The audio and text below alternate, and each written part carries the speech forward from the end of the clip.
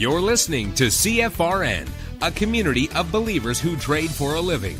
To learn more about who we are, what we do, and how we do it, call toll-free 1-866-928-3310, and we'll send you out a no-obligation information kit absolutely free. 866-928-3310. The CFRN Emini Futures Cast is now on Stitcher. Listen to us on your iPhone, Android phones, BlackBerry, and WebOS phones. Stitcher is smart radio for your phone. Find it in your app store or at Stitcher.com. Stitcher Smart Radio, the smarter way to listen to radio.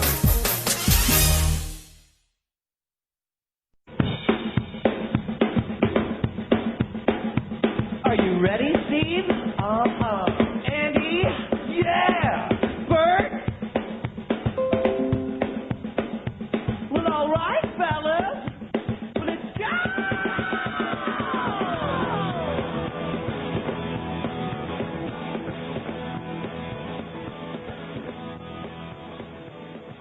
You're listening to CFRN, the Christian Financial Radio Network.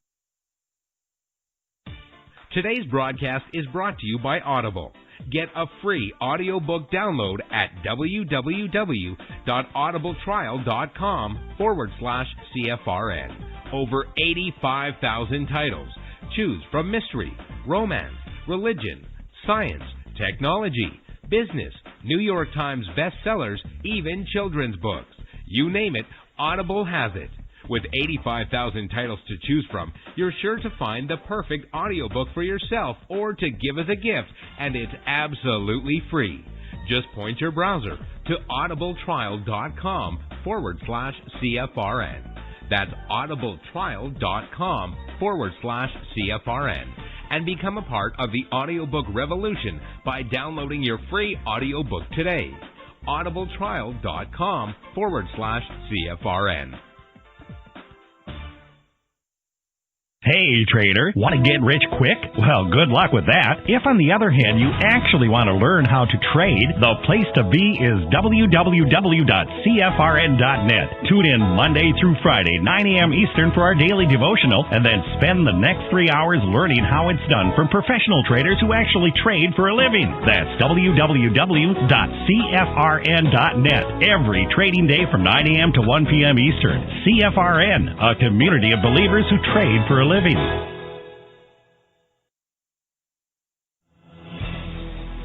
Good afternoon, traders, and welcome back to the CFRN Emini Futures Cast.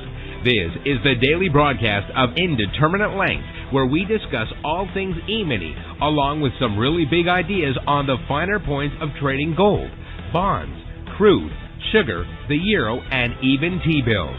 Joining us today from our studios in Boston, Mr. Michael Borth. From our trading desk in Chicago, Mr. Burton Schlichter. Now, to get things started, let's go to our host and founder in Studio A, overlooking South Mountain, America's largest city park. Here's Dwayne. Hey, good afternoon. Welcome back. Today is Friday, 8th day of January, 2021. Thanks so much for joining us, whoever you are. Wherever you are, we're just glad to have you right here, right now. If you can't see the screen I have up, go to our homepage at CFRN.net. On the right-hand side of the page, click the big microphone, follow the instructions. You'll be registered in about 30 seconds, and that will give you one-click access to the show each and every day. That also gives you access to the chat box so that you can ask questions and participate in the discussion. On the days you're out of the office, away from your desktop, point any internet-connected browser to cfrn.net/live. There you'll find a live, real-time simulcast of the show as it unfolds. You just won't have access to the chat box. We also stream live during this broadcast at youtube.com/CFRN. Also, on our YouTube channel, youtube.com/CFRN, you'll find over 1,600 daily shows that have been archived there. We started adding video to the afternoon broadcast in 2011. Prior to that, it was audio only, a podcast. But 2011, we spread our wings. And so again, over 1,600 daily shows have been archived there. Now, there are certain parts of each show that are pertaining to just what's happening in the markets that day. So as you scroll back a week, a month, a year, a couple of years, you may not want to watch the entire 2-hour broadcast, but I encourage you to fast forward up to the part where Michael is doing a recap of the live training room, and then where I'm doing a recap of the alerts and taking a look at the bigger picture on the daily chart, on the 30-minute chart. You'll not only learn a lot about our methodology and strategy, but you'll also realize that over all the years, we haven't changed anything. It's been many years since we changed even one line of code in our indicators or changed a rule to our strategy. Really, the only thing that's changed is 127 weeks ago, we added the Logic 247 alerts. That's our around-the-clock Emini alert service for our members. So let's open with a word of prayer. Father, we thank you today for your blessings, for your mercy, for your grace. And today, God, we confess just how much we need you. We need your healing and your grace. We need our hope restored. We need to be reminded that you work on behalf of those you love, constantly, powerfully, completely. Forgive us, God, for trying to fix our situations all on our own. Forgive us for running in all different directions and spinning our wheels to find help when true help and true healing must be found first in you. Forgive us for forgetting how much we need you. Above everyone and everything else, we need you. We come to you and bring you the places where we hurt, because you can see where no one else is able to fully see or understand. You and you alone know the pain we've carried, the burdens, the cares. You know where we need to be set free. We ask for your healing and grace to cover every broken place, every wound, every heartache. Thank you that you alone are able to do far more than we could ever imagine. Thank you for your mighty power that acts on behalf of us, your children. We reach out to you and know that you are restoring and redeeming every place of difficulty, every battle for your greater glory. Thank you that you will never waste our pain and suffering. We love you. We need you. In Jesus' name we pray. Amen. Amen. Happy Friday, everybody. Let me give you the numbers from around the world. These are the cash markets, the indices as they're called. We'll start here in the U.S. Currently the Dow down 43 points. NASDAQ up 90 points. S&P 500 up 9. Russell 2000 down about a half a point. In the commodity basket, crude oil up 80 cents, trading 51.63 last. That's a gain of 1.5%. Gold down $58.10, trading 18.55.50 last. Now that's a drop of a little over 3%. Silver down $1.60, trading 25.65 last. That's a drop of almost 6%. Now with silver, if you hold one large silver contract, a move of $1 is equivalent to $5,000 profit or loss depending upon which side of the trade you're on. And again, silver is down today, $1.60. It's over $7,500 per contract traded. Now, we've talked a lot over the last few months about the potential for silver to double in the coming year, to go from $25 to $50. I'll talk more about it later in the show. But for those of you who thought maybe you missed your opportunity to participate in a big picture trade from 25 to 50, the market in its infinite kindness may just be giving you another opportunity. In the Asian markets at the close today, Nikkei gained 648 points, over 2%. Shanghai dropped 6. The Hang Seng rose 329. That's a gain of over 1%. And in the European markets at the close, FTSE up 16 points, the DAX up 81, the CAC up 37. That gives us a mixed day in Asia, green day in the UK, and so far it's a mixed Radio Friday here in the US of A. Again, the Dow in the red, Russell barely in the red, NASDAQ firmly in the green. NASDAQ just went over 100 points positive, and the S&P 500 is just shy of 11 points to the upside. So with that, let's go to Michael and get a recap of what happened this morning in the live training room. After that, I'll come back. We'll cover the Logic 247 alerts, the Concierge Trade Alerts, and then a special guest today at 1:15 p.m. Eastern. Garrett will join the show. I spoke to him this morning, and based on what's happened this week with the storming of the Capitol, etc., needless to say, he's a little bit fired up. And a friend of Garrett's and a friend of the show, Peter Eliades, who came on the show for an interview, gosh, probably been a couple years ago now.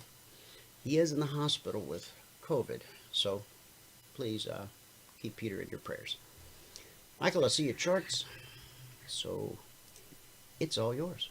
All right, here we go. Let's get rolling. All right, good afternoon, everyone. Today's Friday, the 8th day of January, 2021. If you're going to read the spreadsheet, you got to read all the CFTC risk disclosures down at the bottom. Today we had kind of a rough start. We started out with a stop out on the ES, and I was worried that that was going to be the tone of the day like it was yesterday. I stopped out 3 or 4 times yesterday on the ES. We still ended positive, but that was because we had some good runs that we got into. Anyway, today on the euro we made 6 ticks, 6 ticks in profit, and on gold made 63. On the ES we made 12. That put us at plus 817.50 on the morning session. Today it took 21 minutes and 4 trades to get to the goal for the day. At that point, we're up $145 a contract, and we took a total of 16 trades. So on the month now, we're up $2,877.50. That's over 5 trading days, averaging $575 per contract per 2-hour trading day. I've now gone 218 consecutive days of getting my goal. And on the year now, we're at 5 consecutive days because we're on day number 5 on the year. Okay, so we're averaging $575 per contract per 2-hour trading day, and on the year, $2,877.50. Now, if you have not taken a free trial with us and you want to take a free trial with us, go to the home page here at CFRN.net. Right down here, it says free 5-day trial required. Click on that. It's going to bring you to this page, eminitrainingschool.com. On this page, all we ask for is your name, your email, and your phone number. You can tell us the biggest trading challenge so we can tailor one-on-one training just for you. Hit the send button. Okay, when you hit the send button, you're going to be sent a confirmation link. You must click on the confirmation link. Okay, if you click on that confirmation link, then we know you took the free trial. If you don't, we never know you took the trial. Okay, so you got to click on that link. All right, let's get into it. Now, we traded more on gold than anywhere else today. So we'll start out with gold. Gold had some really nice trades. It had a bunch that I missed too. Some really nice trades that I missed, but it had some good ones that I got into. Let's go all the way back to the beginning.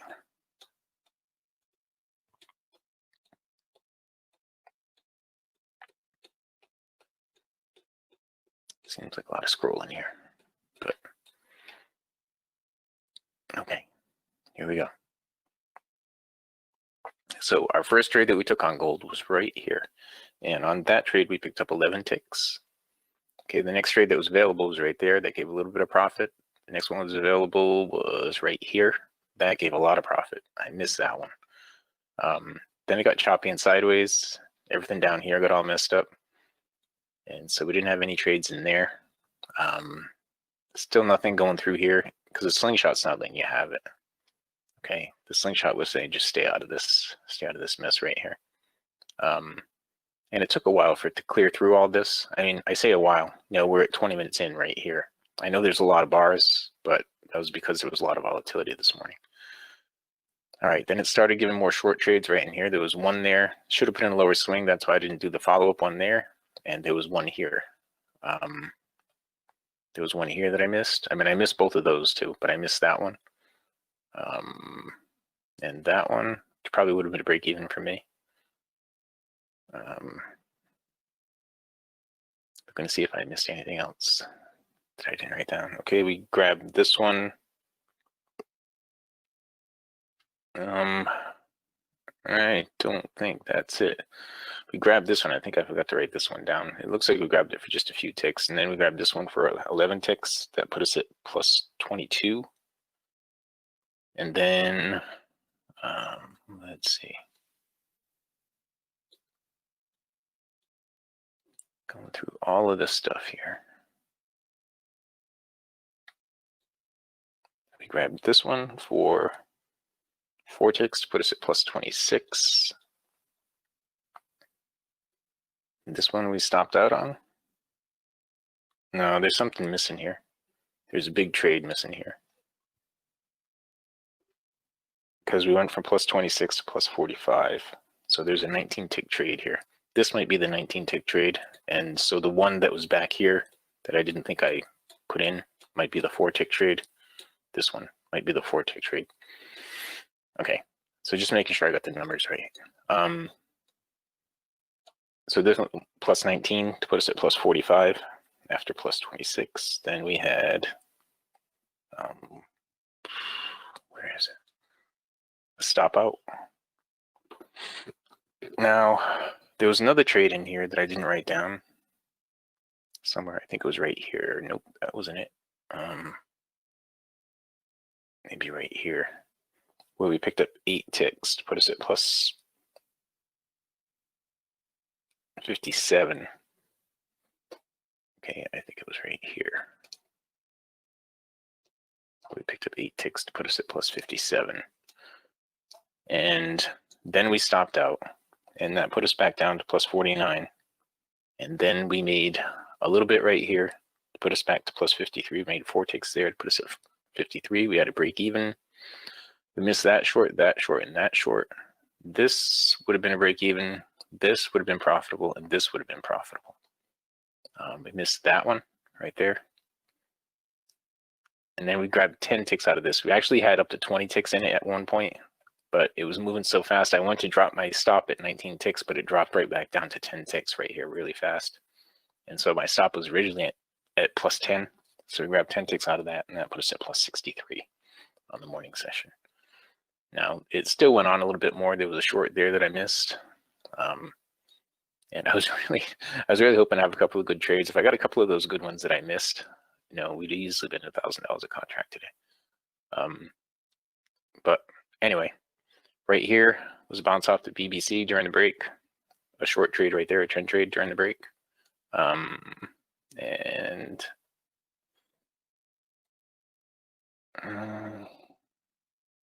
bounce off the BBC long right here for a little bit. And that was about it. There really wasn't much else during the break in gold. Okay. Now the euro was surprisingly giving up trades today. We only took one of them. This one right here, we picked up 6 ticks. But, you know, it's been so sleepy lately. I haven't really been paying attention to it. I've been noticing these trades after the fact. There was a short here, a short here, a short here. Now I pointed out some of these beforehand, but I just didn't feel like trading them because it was the euro. There was a long here, a long there. Now all of these trades would have worked out. So finally, there was a short here, and it pulled back, and it gave another opportunity for a short, and the MA1 stayed the right color. I figured I'd jump in on that, and I did, and I picked up 6 ticks. And since then, there was a long right here, and well, now there was a short right here off the BPC that went all the way down to here. And that was it for the euro. On crude, we didn't trade any crude today. It's not to say that there was nothing to trade, but there wasn't much. Okay, now with crude, we're going to be rolling over our contracts here before too long. Right now, the G contract has 310 in volume, and the H contract has 137 in volume. So the H contract has 30% of the volume right now. Well, it's 30% of the current contract.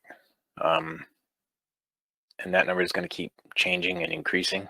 So, you know, we'll be rolling that contract over before too long. And I think that's what's holding crude, you know, in place pretty much. You know, you can see the whole day from here to here, including the break. During the break, there was a YBR short and a BBC short right here, and that worked out pretty well. There was a long right here that you would have had to surf a little drawdown, but it did go up. A short right here. Now the cycle was kind of flat in the middle, so I really don't like trading when it's like that. But I highlighted it just to show that it kind of set up. Now when it triggered, you know, it just started to go flat here when it triggered. So I highlighted it anyway. And that was pretty much it for the crude. Okay, now we'll jump on the ES. Come on, minimize. The ES, you see all that chop right there? The ES got really nasty toward the end of the day. See that? But let's go back to the beginning.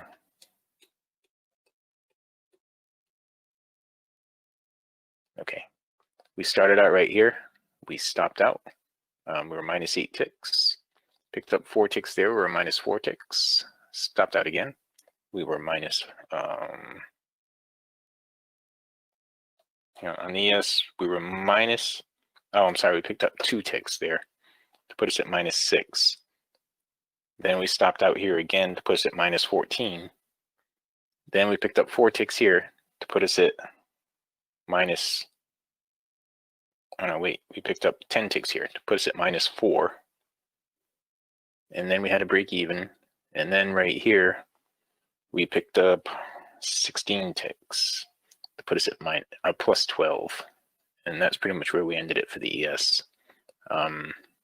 Were there other trade setups? Well, yeah, but I mean, look at the way the ES got really choppy in here. It just got nasty. So I just stopped trading it, you know, in all my accounts. All right. So with that, let's go back here. Now, go back here. If you have not taken a free trial with us, go to the home page at CFRN.net. Right here, it says free 5-day trial, no credit card required. Click on that, and you'll be sent to this page, EminiTradingSchool.com. On this page, all we ask for is your name, your email, and your phone number. You can tell us your biggest training challenge. We can tailor one-on-one training just for you. And we really do that. I have a couple of meetings this afternoon. As a matter of fact, hit the send button, and you'll be sent a confirmation link. You must click on the confirmation link. Okay, if you don't click that link, we don't know that you took the free trial. So you got to click that link. Okay. Okay. That being said, we'll go here. If you're going to read the spreadsheet, you got to read all the CFTC risk disclosures down at the bottom. Today's the 8th day of January, 2021. Made 6 ticks in the euro, 63 ticks in gold, and 12 ticks on the ES. Put us at plus 817.5 on the morning session. Today it took 21 minutes and 4 trades to get to the goal for the day. At that point, we're up $145 a contract, and we took a total of 16 trades this morning. Okay, so on the month now, we're at $2,877.50. That's over 5 trading days. So that was our first week of the year. $2,877 in the first week of the year. It's a pretty good start to the new year. I'm knocking on wood. Hopefully it's going to continue. We just need the volatility. So we're averaging $575 a contract per day, and I've gone 218 consecutive days now of getting my goal. If we make it to Valentine's Day this year, I'll have gone a full year of getting my goal. We've now gone 5 consecutive days. I'm not going to wood again. 5 consecutive days this year of getting my goal, and it's the 5th trading day of the year. So the same numbers are, in January, the numbers for the annual and the January numbers are going to be the same: 2877.5 and 575. Okay. All right. And with that, I can pass it back out to fabulous Phoenix, Arizona, Studio A, overlooking South Mountain, America's largest city park. Dwayne, if you are ready. Ready I am. Okay, recap of the recap. Today, it took 21 minutes and 4 trades to get to $145 per contract. Good job. Anybody that missed the open of the show, Garrett's going to join us today at 1:15 p.m. Eastern. And considering what's happened this week with the breach of the Capitol, Garrett's a little bit fired up. Somebody in the discussion group said he's always fired up. Yeah, he's real fired up today. So we look forward to having him here in about 45 minutes. So we'll get rolling. Now, what Michael just went over, okay, every day for 2 hours, 9:30 to 11:30 a.m. Eastern, he teaches you our underlying strategy, how to use the indicators, the trade setups, how to enter, how to manage, how to exit, all of that. Along with teaching our strategy, we also provide you with around-the-clock alerts so that you can actually practice what you've learned. And that's really important. It's so important to roll up your sleeves and get your hands dirty. Now, I used this analogy the other day, and I actually kind of like it. Imagine you went to a trade school because you wanted to become a mechanic, right? Now, there could be a trade school that had an instructor who showed you lots of videos, and you had textbooks and workbooks where you learn how to work on an engine, right? How to work on an automobile or a truck or anything that has an engine. So that's one way of learning.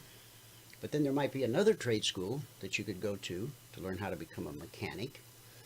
And instead of just using workbooks, textbooks, and videos, they actually put an engine right in front of you. Every student has their own engine in front of them. And as the instructor is teaching you how to disassemble that engine and put it back together, you have a real engine right in front of you.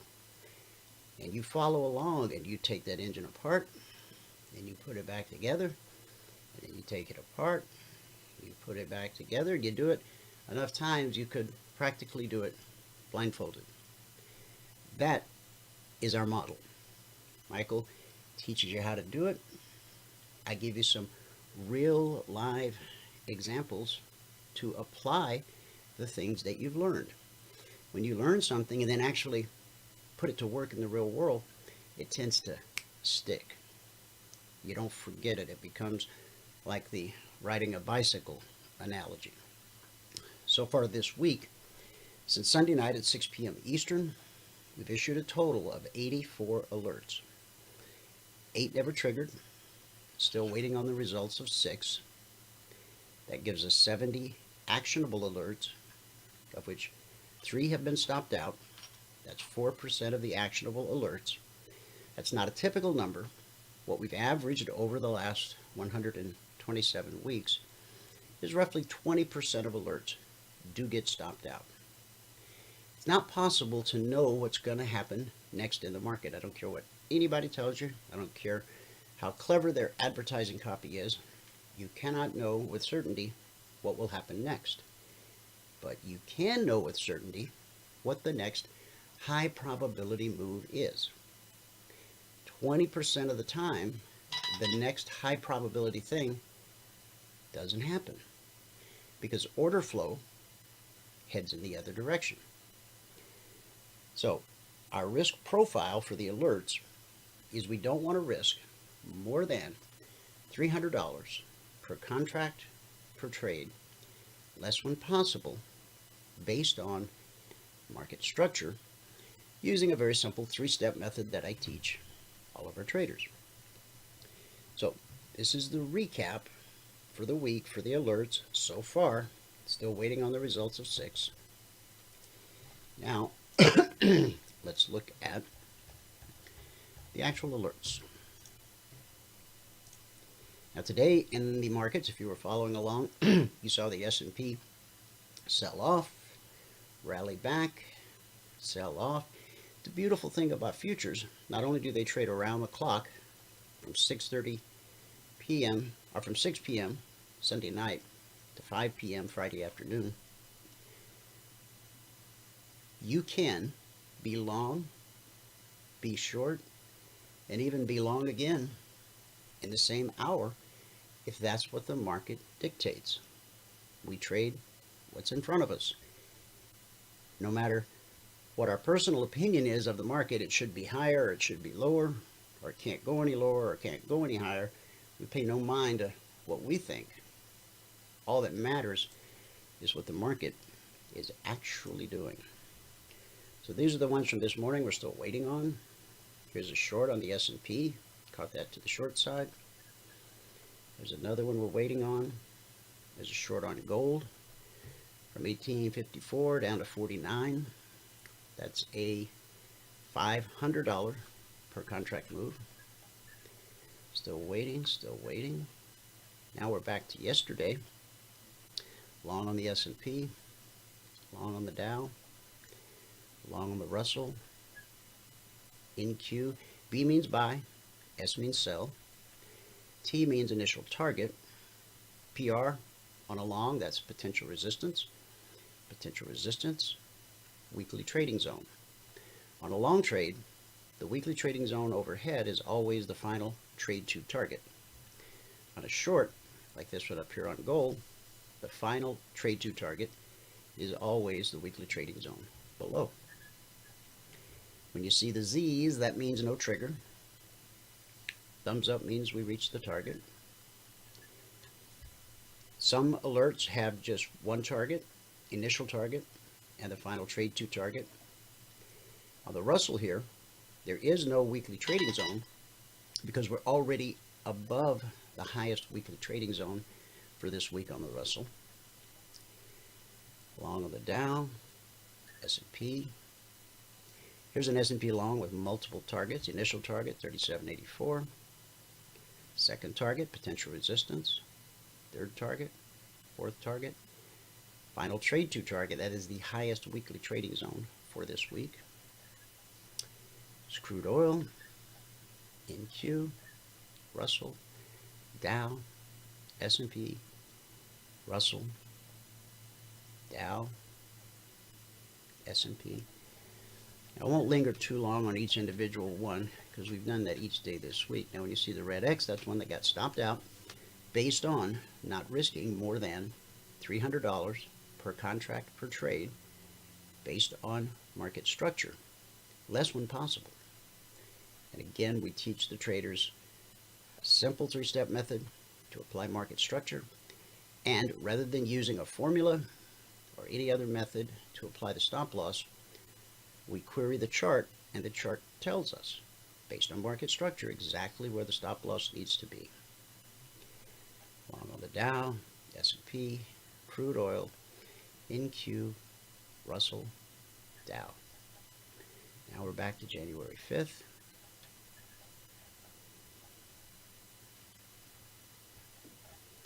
So again, you take what you learn in the trading room, and when the alarm sounds on your phone, on your tablet, on your PC, when it makes that telegram sound, that's the messaging client we use, Telegram. It's free, it's fast, there's no pop-ups, no banners, no advertising, and it's secure.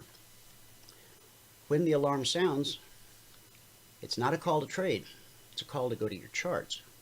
Look at the chart and make sure you understand the alert. And then as it triggers, of course, when you first start, you're only trading in your demo account in the simulator. That's so important because you need to learn the strategy. How do you know when you've learned it? Because you are able to put together 10 consecutive days in a row where you reach your goal in 10 trades or less. Once you put those 10 consecutive days in a row together, now we're back to Sunday night. So everything I'm going to scroll through right now, this happened Sunday night before Wall Street even woke up. NQ, S&P, Dow, Crude, silver. Now these are examples here where we're able to go short on crude, and in the same session, go long. Short on the Dow, long on the Dow. We trade whatever's in front of us. Once you put together those 10 consecutive days in a row, our 2420 blueprint gives you the green light to go live with one contract. Your goal once you go live is to increase your account balance by $2,000. Once you do that, the blueprint will give you the green light to add a second contract with the profit you earned trading one contract. The blueprint will tell you when it's time to add contract number 3, and you only add additional contracts with profit you earned in the market. So when the blueprint says time to add number 3, you're using the profit that you earned from trading 2 contracts to add your third. And that's the process as you work your way up to however many contracts you want to trade. Using the S&P as an example, with one contract, 2 points in the S&P is worth $100. With 2 contracts, it's worth $200. With 5 contracts, the same 2 points are worth $500. And with 10 contracts, the same 2 points are worth $1,000. If you can become consistent, proficient at taking a couple of points a day out of the S&P, and if you're patient, build your account so that you, one by one, earn the right to trade 10 contracts, 2 points a day is $1,000. That puts you in the top 3% of wage earners worldwide. Obviously, if this were easy, everybody would do it. Trading's not easy, but it can be simple.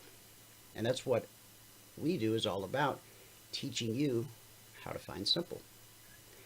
So this was our very first alert this past Sunday night. S&P, 17 minutes after the Globex open. This is Mountain Standard Time you see on my screen. Telegram, the messaging client we use, reads the clock on your computer. So whatever time zone you're in, that's what we'll display here. Last week, week 126, which was a 4-day week because of New Year's, we issued a total of 59 alerts, 13 never triggered. We had 46 actionable. Again, not a typical number, only 5 stopped out. That's 11%. But what we've averaged over the last now 127 weeks is 20%. So now that you just saw all the different individual alerts, let's put it in context with the recap. This week, 84 alerts, 8 never triggered, still waiting on 6, 70 actionable, 3 stopped out, 4%. Okay. Now, we also have another type of alert. It's a little bit different in nature. It's called the Concierge Trade Alerts. What this is designed to do is to give you forward guidance for the entire session. So I try to get these out as soon as I can after the Globex open each evening. So last night I got them out at 6:40 p.m. Eastern. 2 numbers for each market. Once this static report is published, it's good for the entire session. As price moves up towards 38.08, you're developing a bullish sentiment. As price drops towards 74, you develop a bearish sentiment. When price reaches 38.08, you either want to be long, or you want to get long, or you're only looking for longs above 38.08. Everything we do with alerts is based on the prevailing trend as determined by a 30-minute chart and the BBC, which I'll show you in a moment. If price is dropping, you either want to be short, or at 37.74 you want to get short, or you only want to look for short trades below 37.74. So there's two numbers for each market. Best way to handle this static report is when it's published, go to the 30-minute chart of the markets that you trade, draw a line in the sand, 38.08, draw a line in the sand at 37.74, and then you're able to know where the market is heading. Is there bullish sentiment? Is there bearish sentiment? Okay, let's jump over to the daily chart of the S&P. Okay, we hit yesterday the 62% Fibonacci price extension, which we arrived at by doing this. We connected the swing low that was put in back on October 30th to the swing high put in November 9th and the retracement low put in on November 20th. What that does is it projects levels into the future using the golden ratio, the same math that you use to arrive at Fibonacci price retracements. That same math projects areas into the future where price will find potentially an obstacle. You can look at it as an obstacle or a target. It's both. So after we drew that, we hit the 24% Fibonacci price extension. It took a few sessions to get through there. Once we did, we rallied up to the 38% Fibonacci price extension. Couldn't get through it on the first pass, backed up, tried again, couldn't make it all the way to the 50, backed up again, made another run, finally got there. We've now broken through, and because we have a new high since I drew the Fib retracements, we now need to adjust that to compensate for the new all-time historic high. Now that doesn't change the Fibonacci price extensions, because that swing low, that swing high, and that swing low, those are never going to change. But this will change. So now our 24% Fibonacci price retracement is right here, right where my red horizontal crosshair is, just below the BBC. Now the daily BBC is just above the 38% Fibonacci price extension. As you can see, pullbacks to the BBC hold more often than they don't. So when price finds its top and goes into a deeper retracement, we will expect to find good support at the BBC until proven otherwise. We got above the BBC back on November 4th. It's the first day we closed above it, and we've closed every day since above it. Now, a deeper retracement, what might that look like? Well, let's take a look. This is a monthly chart, the S&P 500 Emini Futures. This was the rally. This is when the internet came along. And everywhere you went, there was these AOL discs. They were at the convenience store. I'll never forget one day I was putting gas in my car, and there was a stack of these CDs. Remember CD-ROMs? There was a stack of them just sitting on top of the gas pump. They were everywhere. People used them for frisbees.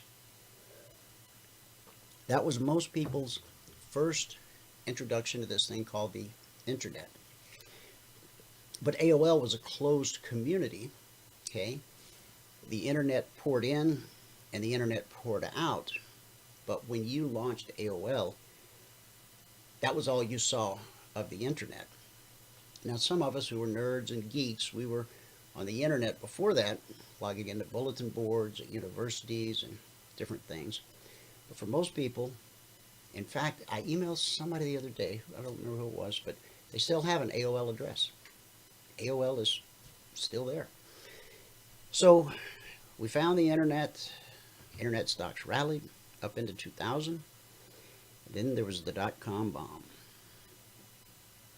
Folks thought it was the end of the world, but it wasn't. Buyers came in, took us right back up to that same level.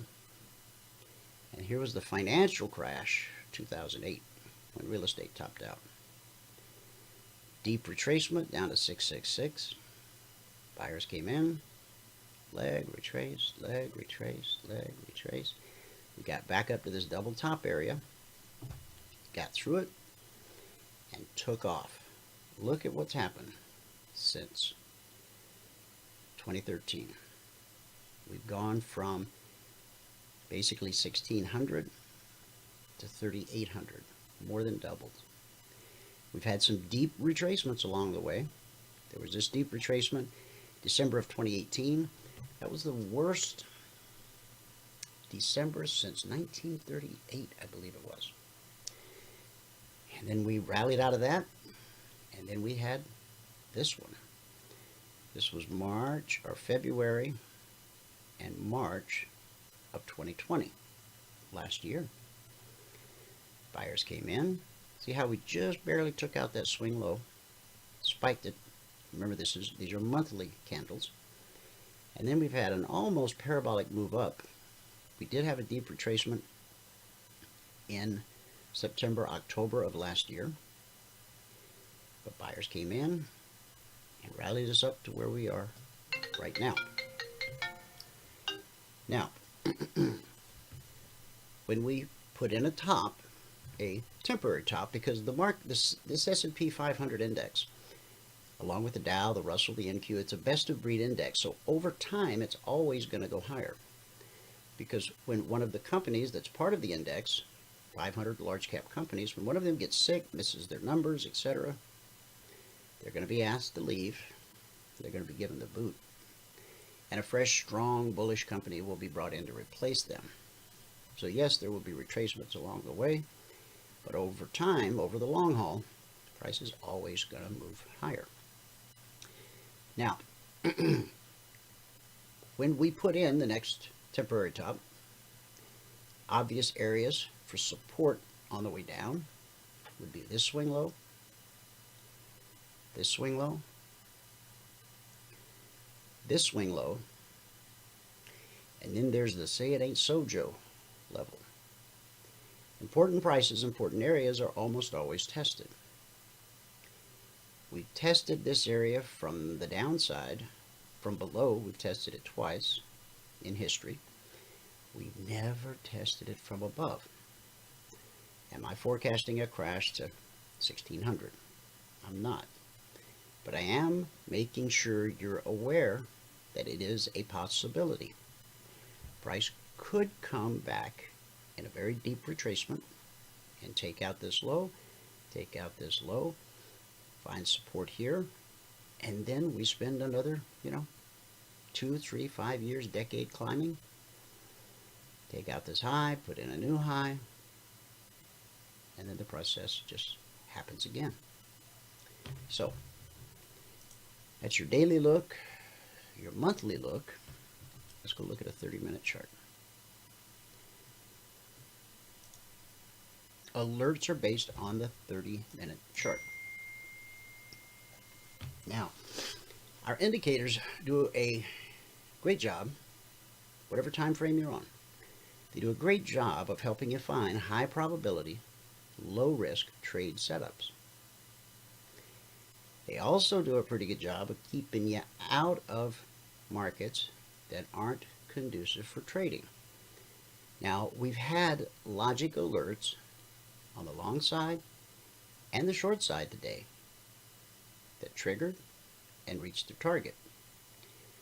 But when you're just learning these, I know how to trade these markets, on your 30-minute chart, when these two indicators go flat. Now, this green line is called the BBC. That's just a lot of spam calls today. When price is, let me show you on the daily, but this applies to all time frames. When price gets above the green line, BBC, bull bear cross. When we get above it, we're looking for higher prices. When we get below it, we're looking for lower prices. Above it, higher prices. Now that's true on the daily, on the 30, on the 5, on the 1, even on that monthly chart we looked at. But on the 30, when your indicators go flat like this, the best thing you can do is go look at a different market. Now the indices are correlated. S&P, Dow, Russell, NQ. Historically, those trade together as a pack. We have some divergence today, with some of the indices being up and some being down. But on most days, they will trade, not in lockstep, but as a group, okay? So if you see this on your S&P, you're probably best served to leave the Dow, the Russell, the NQ alone. Go look at crude. Go look at gold. You might say, yeah, but I'm only an S&P trader. Well, be careful of labels. Our methodology and our indicators, it's fluid across all markets, all time frames. We trade crude and gold and pork bellies exactly the same as we trade the S&P, the Dow, the Russell, the NQ. Same indicators, same underlying principle, nothing changes. So when the indices do this, go look at crude, go look at gold. Now if you're brand new and you're just learning how to trade and you just want to focus on the S&P, that's fine, not a problem. As you gain experience and confidence and watch the markets, you'll start to understand better what I'm saying, and you won't have any fear of going and looking at crude or gold or any other market when the indices start to do this. Okay, so the Concierge Trade Alert last night for the S&P was to be long 3808. And we find 3808 right here.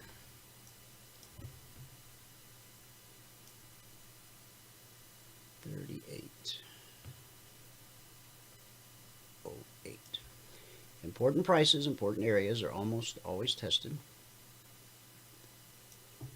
How do you know it's an important price, important area? Because it's either a Concierge Trade Alert or a Logic Alert. So 2808 by 2808. Okay. Now, this first move up took us to 3813. Oh, mistyped that.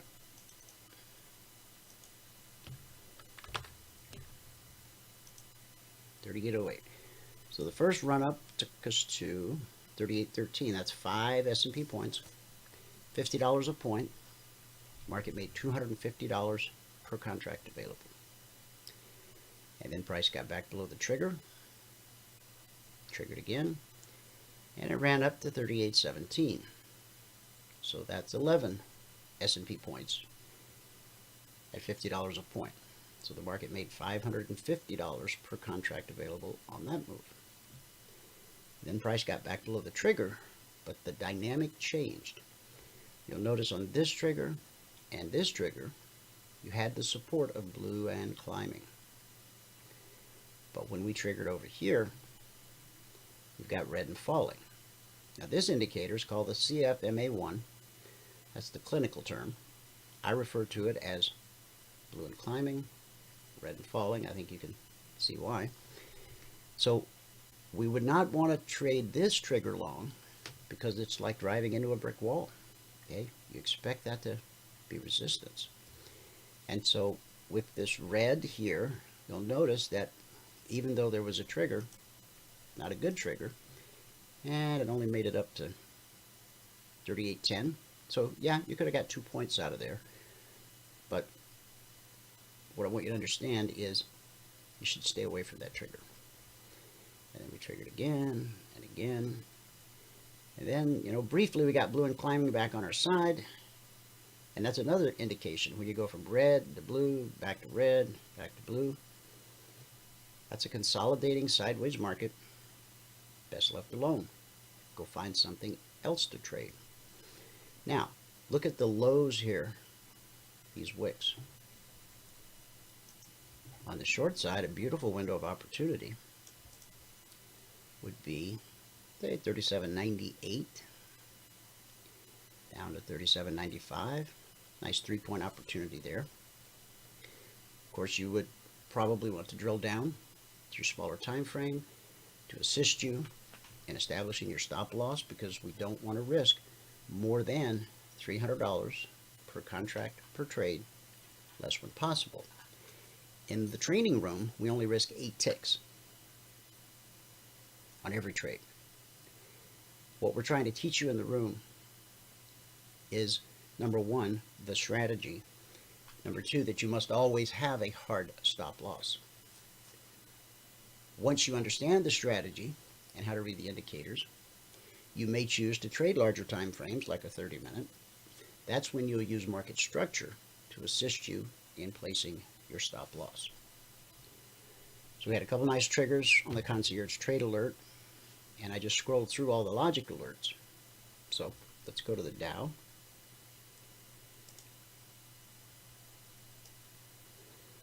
Had a nice shorting opportunity today via logic. Back to yesterday, 2 days ago, we had a Concierge Trade Alert long here on the Dow. And then yesterday, we had a Concierge Trade Alert here, a logic alert here, a logic alert here, and price ran right up to the highest weekly trading zone, which is 31,150. That's our highest weekly zone for this week, 150/155. The swing high was 31,148.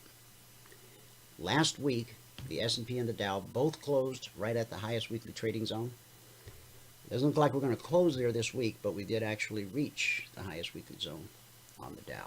We haven't yet on the S&P. Now, last night's alert on the Dow, short 38.15,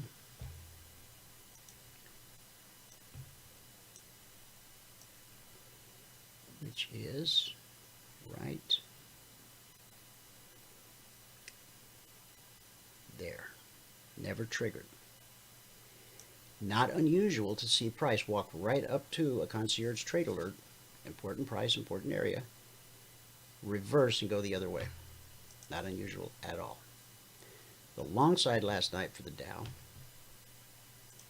31,025, which is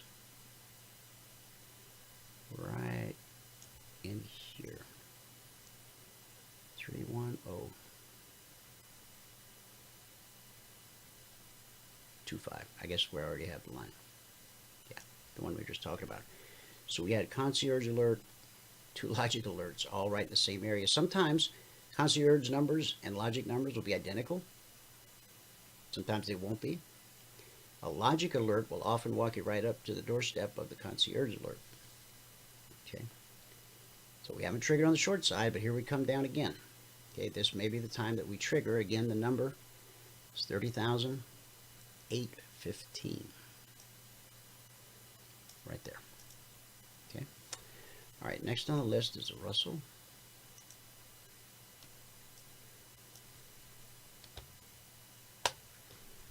This was yesterday. Last night for the Russell, short side was 2077. We still, even with all of this, we haven't got there yet.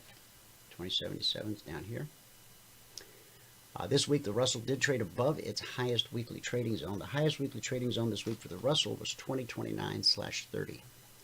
So we've been well above that for a couple days. The long side last night for the Russell was 2106.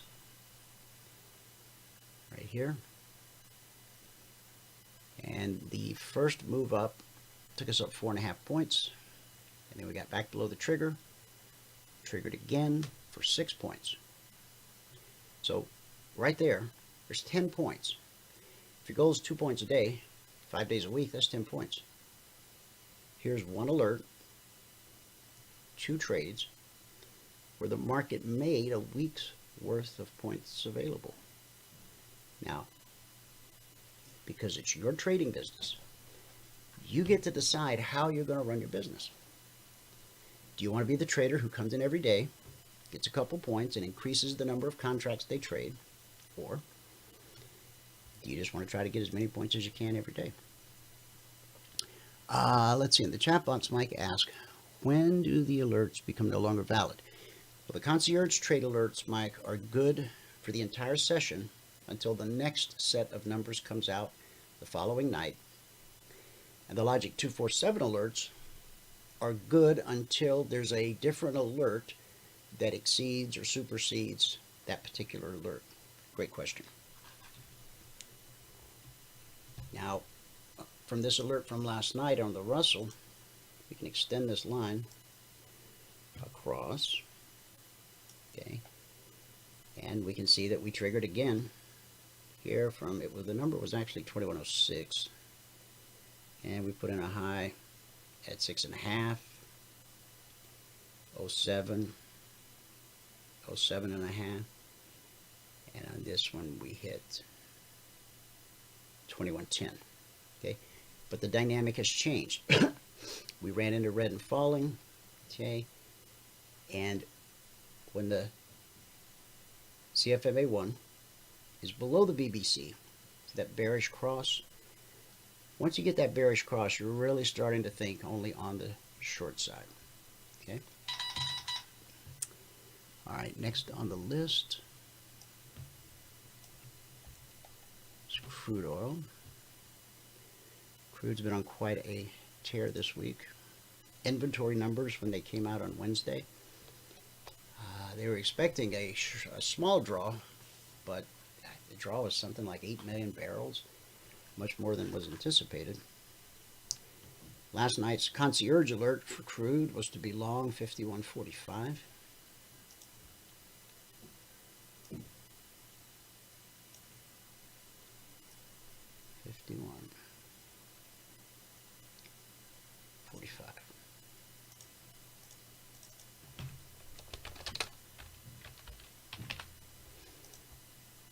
Okay. So we triggered 51.45 and we ran up to 51.58. It's $130 per contract traded. Dipped back below the trigger, ran up again to 51.83, about $400 per contract traded. Back below the trigger, ran up to 51.80, about $350 per contract traded. And then one last dip. And notice on each one of these pullbacks, we pull back to the BBC where we expect to find good support until proven otherwise. Boom. And then this last pullback, boom. Pullbacks to the BBC hold more often than they don't. There's one, there's one, there's one, there's one, there's one, there's one, there's one. The weekly trading zones, you should think of those as fixed support and resistance. We've published the zones since December 14th of 2009.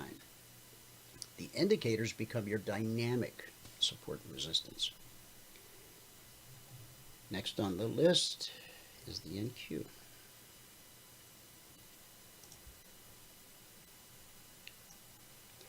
Yesterday on the show, we put this alert out for anybody that was interested. 12.932 to 12.952. And at 4 o'clock yesterday afternoon, price ran right up and filled the window. Important prices, important areas. Pull back, filled it again. So this 20-point window, $400 per contract traded, the one I gave you on the show yesterday, filled once, filled twice. And then the pull back to the BBC, pull back to the BBC, and there we go. Last night's concierge alert for the NQ was 12.978.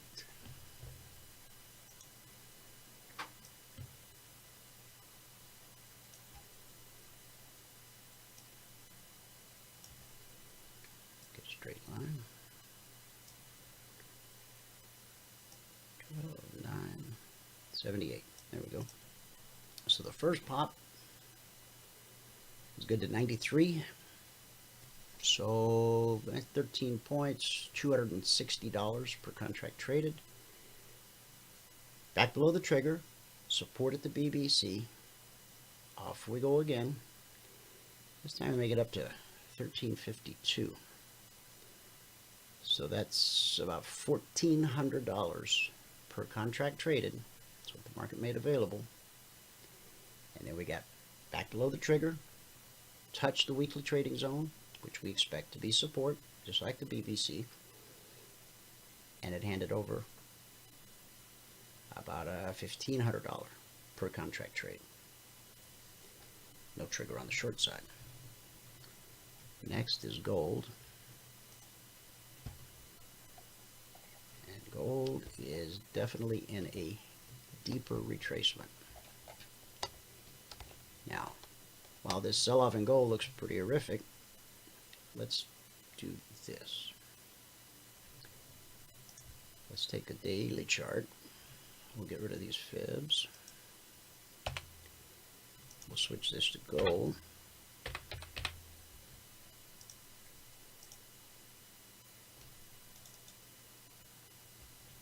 This is a daily chart of gold. Now, from this low to that swing high, we hit the 50% Fibonacci retracement. That bounced us all the way back up to the 24% Fibonacci retracement. And now we're back down to we just traded through the 38% Fibonacci retracement. And so this market will either find support here or here,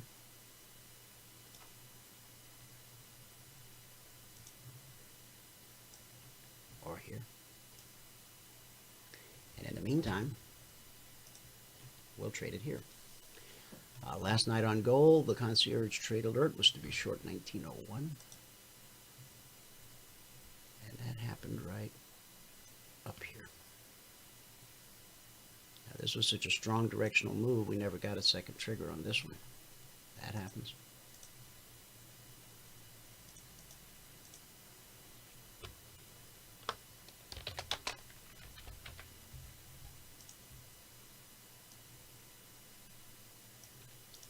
So the first trigger, 1901, we dropped all the way to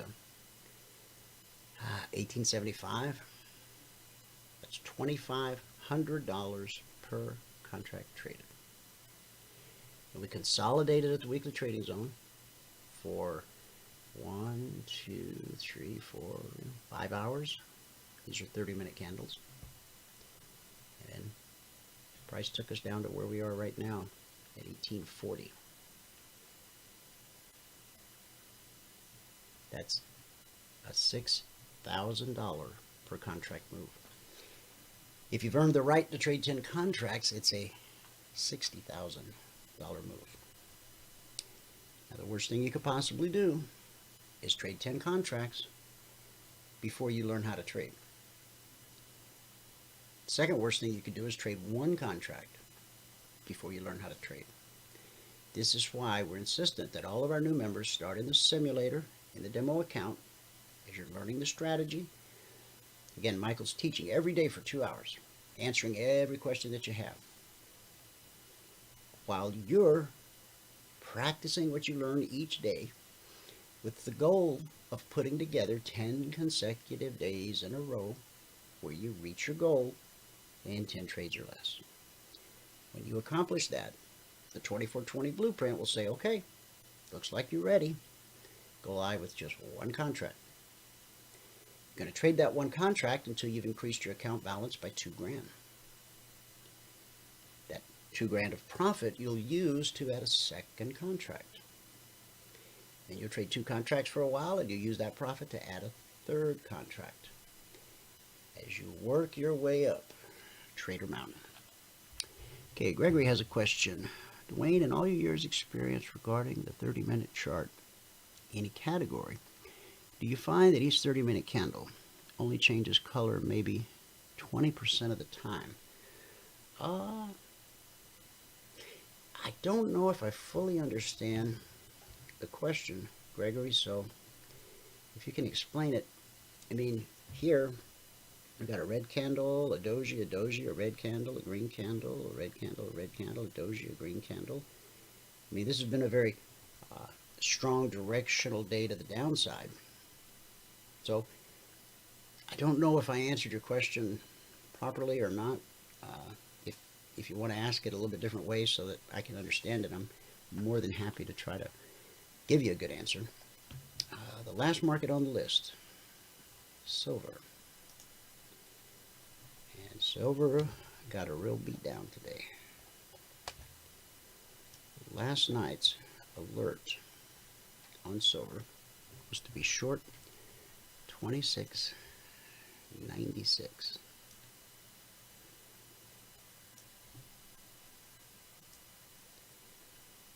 26.96.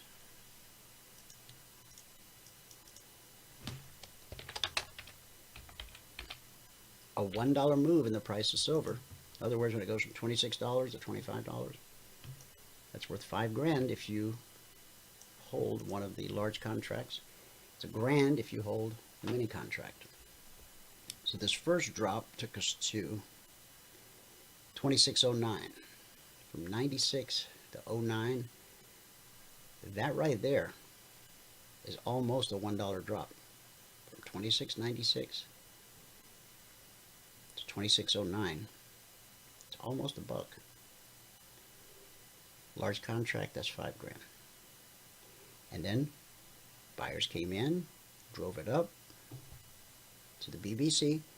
Remember, pullbacks to the BBC, doesn't matter which direction, pullbacks hold more often than they don't. And then this huge leg down. So we've gone from 26.96 to 24.86. That's a $10,000 per contract move. If you've earned the right to trade 10 contracts, you're looking at a $100,000 move. True story.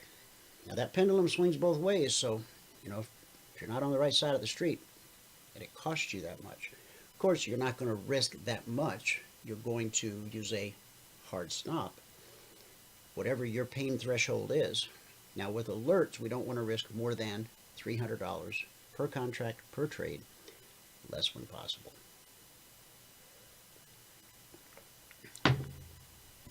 Okay, Garrett should be coming along here in just a second.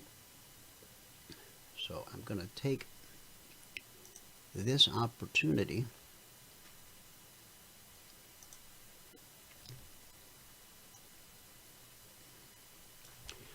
Greg says, so once a candle starts to print, find that it rarely changes color. Oh, I see what you're saying. No. Sometimes a candle will open. Okay. No, that's really a good question. In fact, let me go to a different chart. I can show you a good example of that. Okay. Let me find one that makes sure. Okay, well, I could use this one, right? Oh, no, this one right here. Okay. This candle opened right here. It ran up. It was a big green candle. Big green candle. And then price dropped. Once it got back to where it opened, it became a red candle. So then it was a red candle all the way down. Then buyers came in and drove it back up to almost where it opened, and it left that little red body. So this candle here, where you see wick on the top, that was green. And let me find on this green right here. Okay, this was a red candle. The buyers drove it back up above where it opened, and it became a green candle, and it closed just off the highs. I think that, okay, I think I answered your question that time. Okay, so as we wait for Garrett, I'm going to grab a quick 5-minute break, and I'll be right back.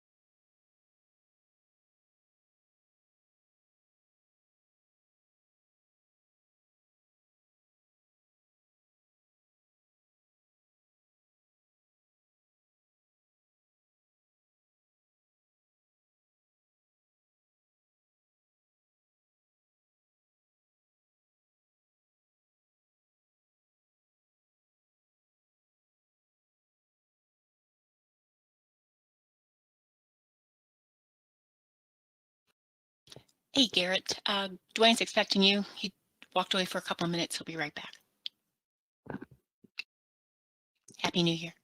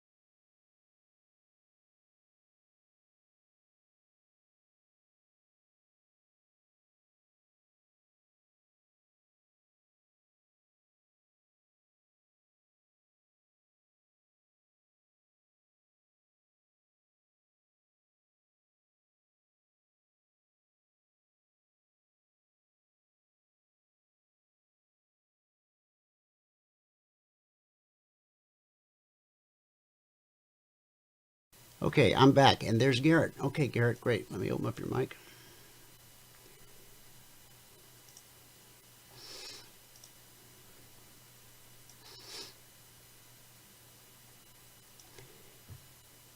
Hey, oh, you're muted on your end, Garrett, so you just need to open your mic. Guys, that window of opportunity that we drew on the ES, see what just happened? Hope you guys were able to take advantage of that.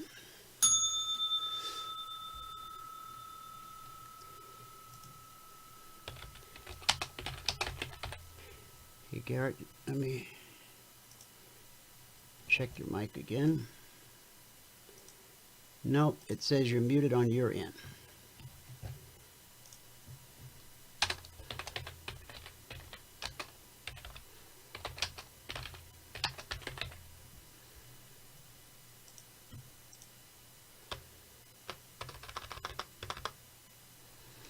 Okay, he may be on a phone call or something. So he can open his mic whenever he's ready. Okay, so right before I took the 5-minute break, drew this little window of opportunity. Wanted to get below those lows. And then the window was based on the market finding support here. But it didn't. It traded right through it. That's okay. Never worry about money left on the table. You had a high probability opportunity, and the market did the next high probability thing. 20% of the time, it doesn't do the next high probability thing. Now, we didn't say the market's definitely going down from here. What we said was, if price took out these lows, then the next high probability thing would be for price to trade down to these lows.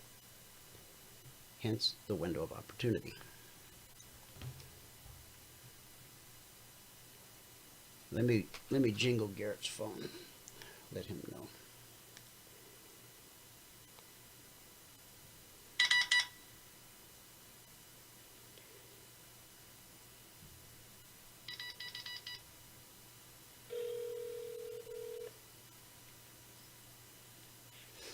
Wayne, is that you? Hey, buddy. Yeah, you just need to open up the mic on your end. How do I do it? There's a mute Oh, I button. got it. Okay. I think I got it. Okay. I can hear you. I can hear you now. Hi. Yeah. How are you, man? Happy New Year. I'm good. Thank you. Happy New Year to you and to your audience. Thank you so much. So, good. Man, it's been a long time since we talked, and I told the group this morning. I said I spoke to Garrett briefly. We talked briefly about what happened to the Capitol. I said he's pretty fired up, so strap in. So, yeah, it's a crazy time. I mean, it's amazing, the cycle the government cycle for mankind is that if you're lucky enough to get a republic, which we were, When did they that don't change? last. When did that change? Well, it's hard. It was a process. What happened is that it went from republic to democracy, and the difference is. Matter of fact, Dwayne, let me hang with me just a second. Yeah, I've got no. the fan Take your going, time. and Take your time. it's not hot. It's not hot in here, so hang on one sec. Let me turn that off.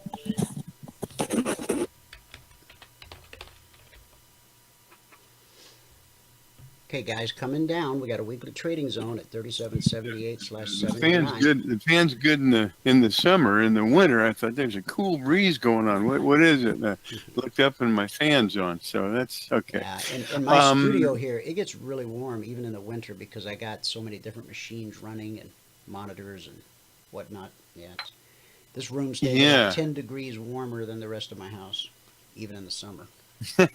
That's good. Or well, not in the summer. Not in the summer. But anyway, you start out as a republic, and then you morph into a democracy, which is not good.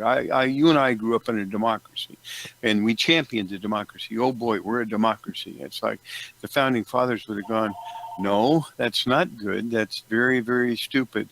Hang on a sec. Go ahead. Okay, guys, so coming down, we've got this weekly trading zone at 78.79. We expect that to be good support until proven otherwise. If price trades through that zone, then the next zone below is 3760/61. All right, I'm back. I'm sorry. Okay, no problem. Anyway, in the process is that you go from republic, if you're lucky enough to have one, and Benjamin Franklin said when they asked what did you come up with, when they were creating it, and he said what form of government did you create for us, and he said a republic if you can keep it. Because they knew. The best quotes I get are from people who have died 200 years ago. And the reason is they're in the part of the cycle that we're in right now. And the difference is, like you and me, they see it, but we see it because we've studied it and things like that. But most people don't. Most people are doing other things, and so they become victims of their cycle and their own human nature. And what that human nature does is that it takes you from a republic, which is the best form of the Roman kingdom went into the Roman Republic. Everybody thinks the Roman Empire, Julius Caesar, the Roman Empire. No, wasn't Julius Caesar in the Roman Empire. That was after Julius Caesar. But Julius Caesar was the Roman Republic. And anyway, the difference is this: a republic has a constitution, which is the law of the land. We have a constitution too, which is the law of the land, but it's been ignored because we got a bunch of New World Order people who want to take over, and they have. But apart from, pardon me for talking about reality, but this is reality radio, so yeah. Excuse me for telling. I'm sorry. I told the truth. My goodness. Let's. What a novel! That's a novel idea in this day and time. In this world of fake news and quickly. I mean, it's amazing what's happened in this country because people don't see it. When you're immersed in it, you don't see it, and you're remembering things that happened in the past. But we are in a situation now, very much like Hitler's Germany.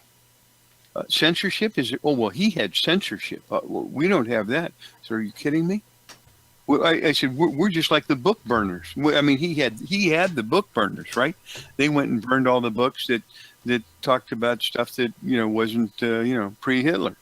So what did they do? They burned all the books. That's censorship. What do? Oh well, if you want to talk about freedom or the Constitution or anything like that, well, I'm sorry, you can't do that on Twitter. If you want to talk about Antifa or Black Lives Matter or how we should attack the president, well, that's cool. That's good. It's incredible. YouTube, Twitter, Google, Facebook, all all, and can you imagine? They are They shut controlling down the the narrative. president. They're controlling the narrative in a way the media has never done before. I mean, the news actually used to be news. Oh, Now it's just opinion. I'm just writing to a friend of mine, guy when I used to live up in Tahoe. I met him there back in the 90s, I guess, and great guy. And but he's become victimized by this. I mean, we all have to one degree or another, and the reason that and you know, who knows why some people are victimized more than others. I sure don't.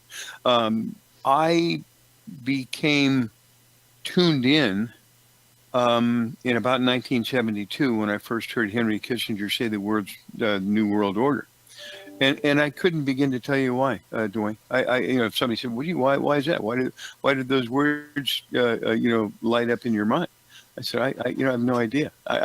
My guess is, you know, it's, I mean, however God makes these things work. I mean, you know, Mozart played the piano at 5 years old.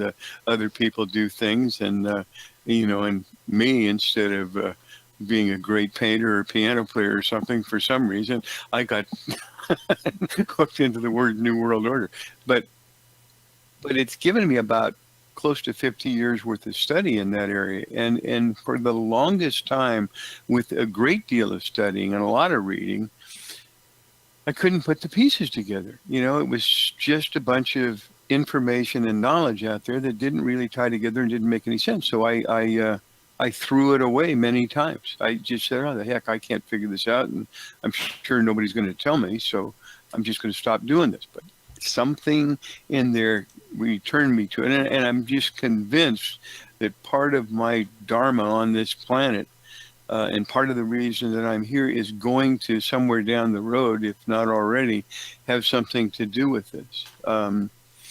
You know, I mean, you know, why would anybody know the difference between a republic and a democracy, and who really cares if you're not in a history class anymore? And I didn't major in history. So, I mean, you know, but the answer to that is, here, this is what happens when we have to realize that, oh boy, excuse me, I'm so sorry. No, it's okay. Hey, Jeff, I'm right in the middle of an interview. Can I call you back? Okay, thanks, Bill.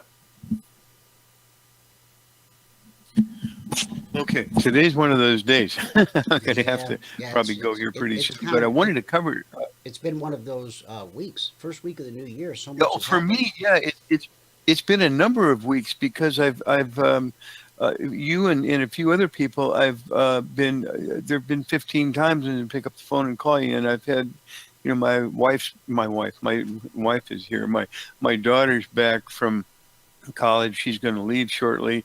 It's my wife's birthday a few days ago. Of course, we had Christmas, and everybody was here this year instead of not being here. And I mean, just, you know, one thing, a couple of people and close friends in the hospital with COVID, you know, just the stuff of life, not the stuff you want to do. You know, it's not like what you want to do. It's just all of these things. And so anyway, but that is, so goes things. But the thing I wanted to point out today that many people may not be aware of is that America today, right now, and probably, I mean, beginning with a serious brainwashing design created by none other than Edward Bernays, the father of advertising, and the first cousin of oh my goodness, Sigmund I can't Freud. believe you just said that name. I just listened to a podcast called Drilled on Apple Podcast, and it tells the whole story about advertising and how it was first used to manipulate the people in regards to crude oil. We're talking about the same guy, right? Yeah. Oh, of course. Yeah. Okay. Crude oil, getting women to smoke. Yeah. I mean, this is a help. I mean, I tell you, so much stuff you wouldn't even believe it. I mean, this pandemic that happened, everybody thinks, oh, gee, this is just an organic disease that just kind of happened and naturally. There's nothing natural about this. Mm-mm. I don't really want to get into it, but there's nothing, absolutely nothing natural about this. When did it happen? It happened about a year ago. Why did it happen? Well, President Trump was doing a great job with the economy, a great job with the stock market, a great job with not going to war. Oh my goodness, a president who doesn't want to have a war every day. Isn't that interesting? Not only not going to war, but pulling our people back, championing the veterans who were just put off in the Veterans Hospital, which you the last place in the world to want to go. He's turned that around 100%. He had nations having to pay their fair share. Of course, the United Nations is another arm of this. That is how they made COVID a worldwide disease. It was all about freedom was starting to pop up. People were starting to go, hey, with in other countries, and they had to shut it down. The New World Order was in full control, and all of a sudden they were losing their grip big time. Here comes some guy that nobody has any leverage over. He doesn't need their money. Yeah. He doesn't need their power. The only guy, who else could do this? The only guy who could do it, and probably the majority of people that are Republicans have already been bought. Lock, stock, and barrel. Mitt Romney is far more of a Democrat than most Democrats. Yes, he is. But yet they call him a Republican. John McCain, same thing. Don't speak ill of the dead. Republican and name only. Yeah, I mean, it's a horrible thing. I mean, they're not interested in freedom. They're bought and paid. The easiest thing for the New World Order to do to get control in a situation like this is to buy politicians. It's the cheapest form. These guys have tons of money. I mean, there aren't that many politicians that you have to control. Get the top 25 and you got the game won, because they exert power and control over those beneath them. You don't need very many. And by the way, they're all lawyers, right? They are. What is the only business on this planet? What is the only business where you pay somebody to have an opinion that you want them to have, and it's okay? I mean, in other words, by the way, if you and I do it, well, we just bribe somebody and we get to go to jail. I think most guys go to law school not so much to become a lawyer, but so that they can become a lobbyist and/or / a politician. Exactly. And why do you become a politician? Oh, because I want to follow my oath of office and do the best for the country. Are you kidding me? I want to make money that people will never see. Nancy Pelosi I want to get rich. Nancy Pelosi makes a little over $200,000 a year, and she's amassed how many millions since she's been in office? I don't think that came from being a member of the Christmas Savings Club at her local bank. How about people that were dirt poor and belly up bankrupt like the Clintons? And then after they got in office and did all these bad things, got belly up again, and now are loaded. How does Barack Obama, who never had anything because he never had a job, has got a place in Martha's Vineyards and one in Hawaii and probably and who knows where else? How does that happen? How do people that, how can I say this nicely? I guess I can't, who don't have the common sense and intelligence to come in out of the rain, own a $5 million place in Los Angeles, and still continue to get reelected after not having, again, the sense to do anything other than be a tool for these people who control us. I mean, we in America now are in a very, very similar situation to Hitler's Germany. We're being censored. We're being controlled. The government's writers. I mean, first of all, I mean, you pointed out. You and I used to hear the news when we were kids. Wasn't biased. It wasn't against. Didn't matter whether the president was Republican or Democrat. When we were kids, they were given respect, whichever one was the case. Walter Cronkite was just a straight shooting guy. He just reported the news. Yeah, I mean it's incredible, and at least I think he did. Yeah, I mean, that was pretty. I was pretty young then. I guess. Yeah, I mean they were starting. The brainwashing was starting then, but remember in the early '60s, everybody was conservative. There were no liberals. Except the hippies in Haight-Ashbury. Yeah, it started, my older daughter said, "Oh, gee, Dad, you were part of that '60s generation. That's so cool. You know, the music. You guys were anti-establishment." And I said, "Well, I wasn't, but I said, what you have to understand." I told my older daughter, I said, "What you have to understand is we were billed as anti-establishment, or not we, but I mean the hippies and those people were billed as anti-establishment. They were just dupes. They were tools." They were the tools of these New World Order people, and it's like, oh boy, they're anti-establishment. They're really going against us. But the guys pulling the string are going, no. These boys, these hippies are doing just what we want them to do, because they're going to take a conservative society made up of Democrats and Republicans, who are both conservative, who are patriots.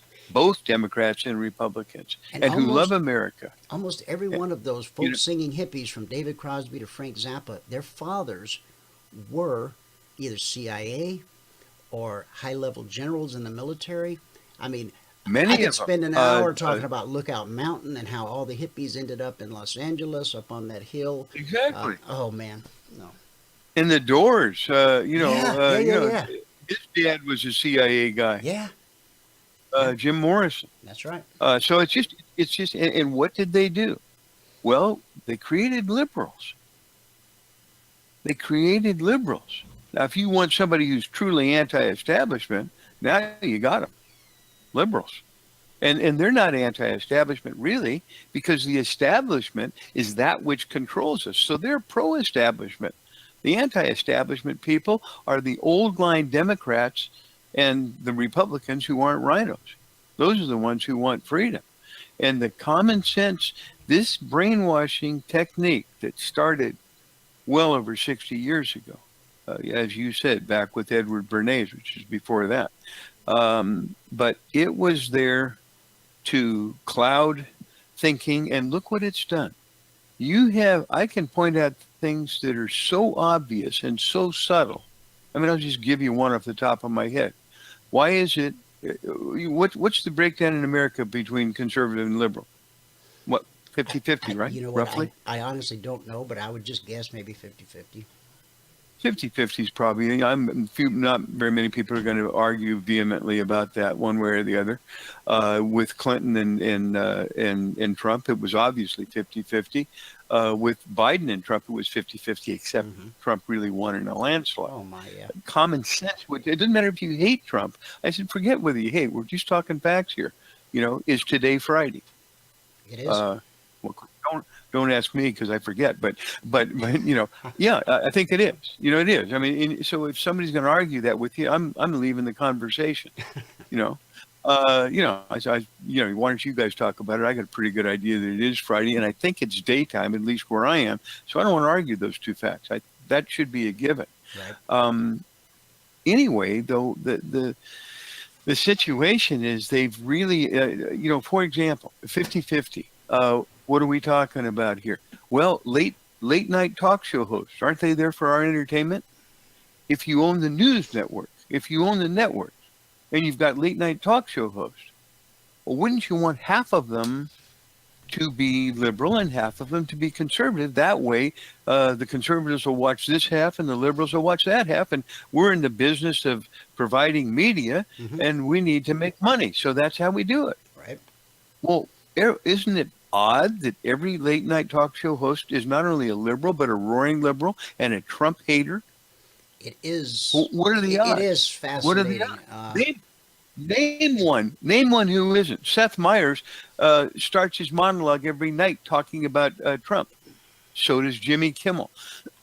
And you're going to find, so does, just name any one of them. And even the gal. I don't even know her name, but the one.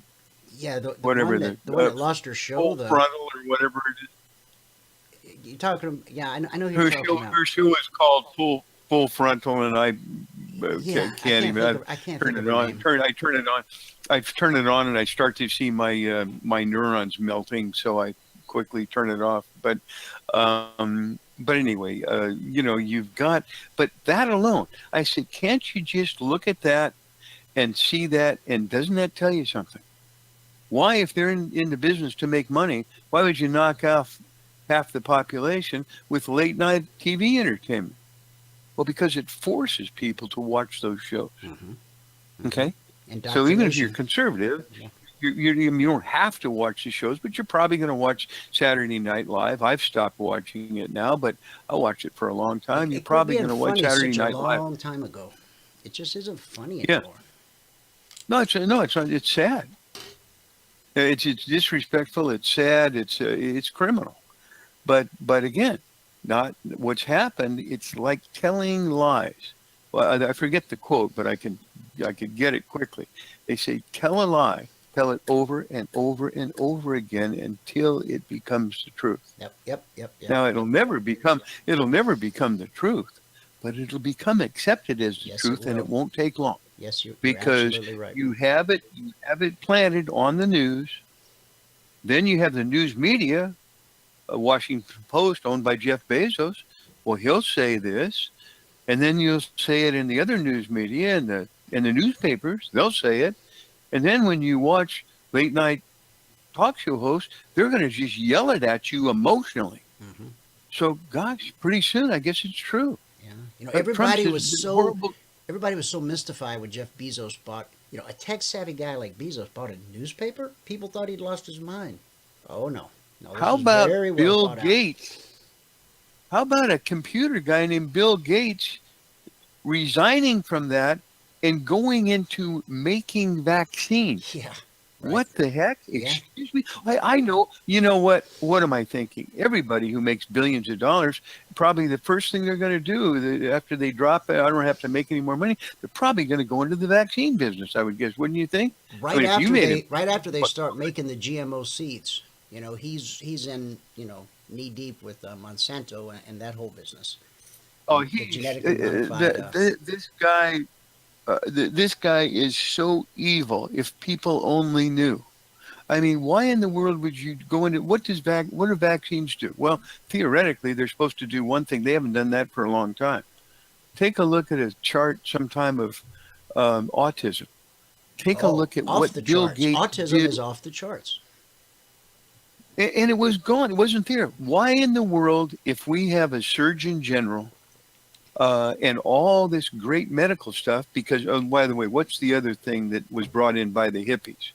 They brought in recreational drugs, but at the same time, they brought in pharmaceuticals.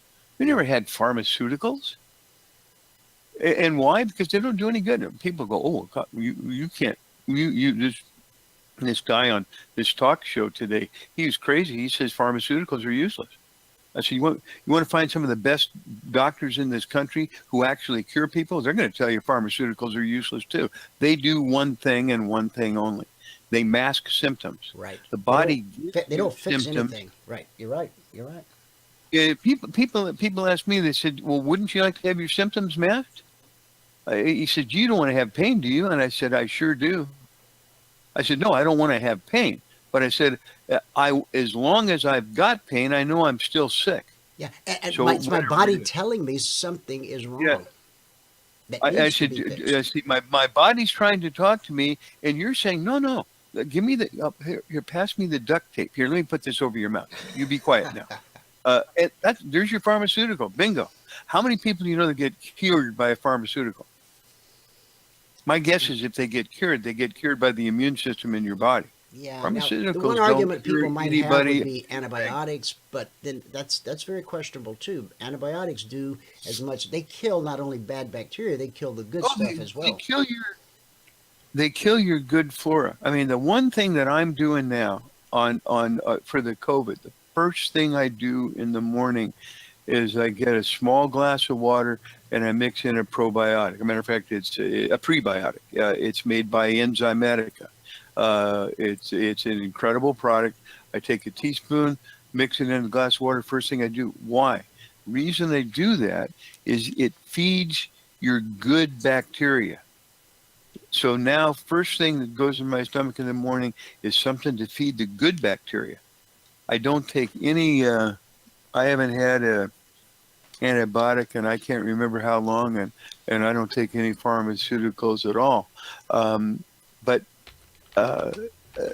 the reason that the best thing you can do for your immune system to not get this crazy thing is doing that. And then my 15 minutes later, after I let that get in, I got a morning tonic that's made up of kind of hot water, lemon juice, apple cider vinegar, powdered magnesium, and some real salt.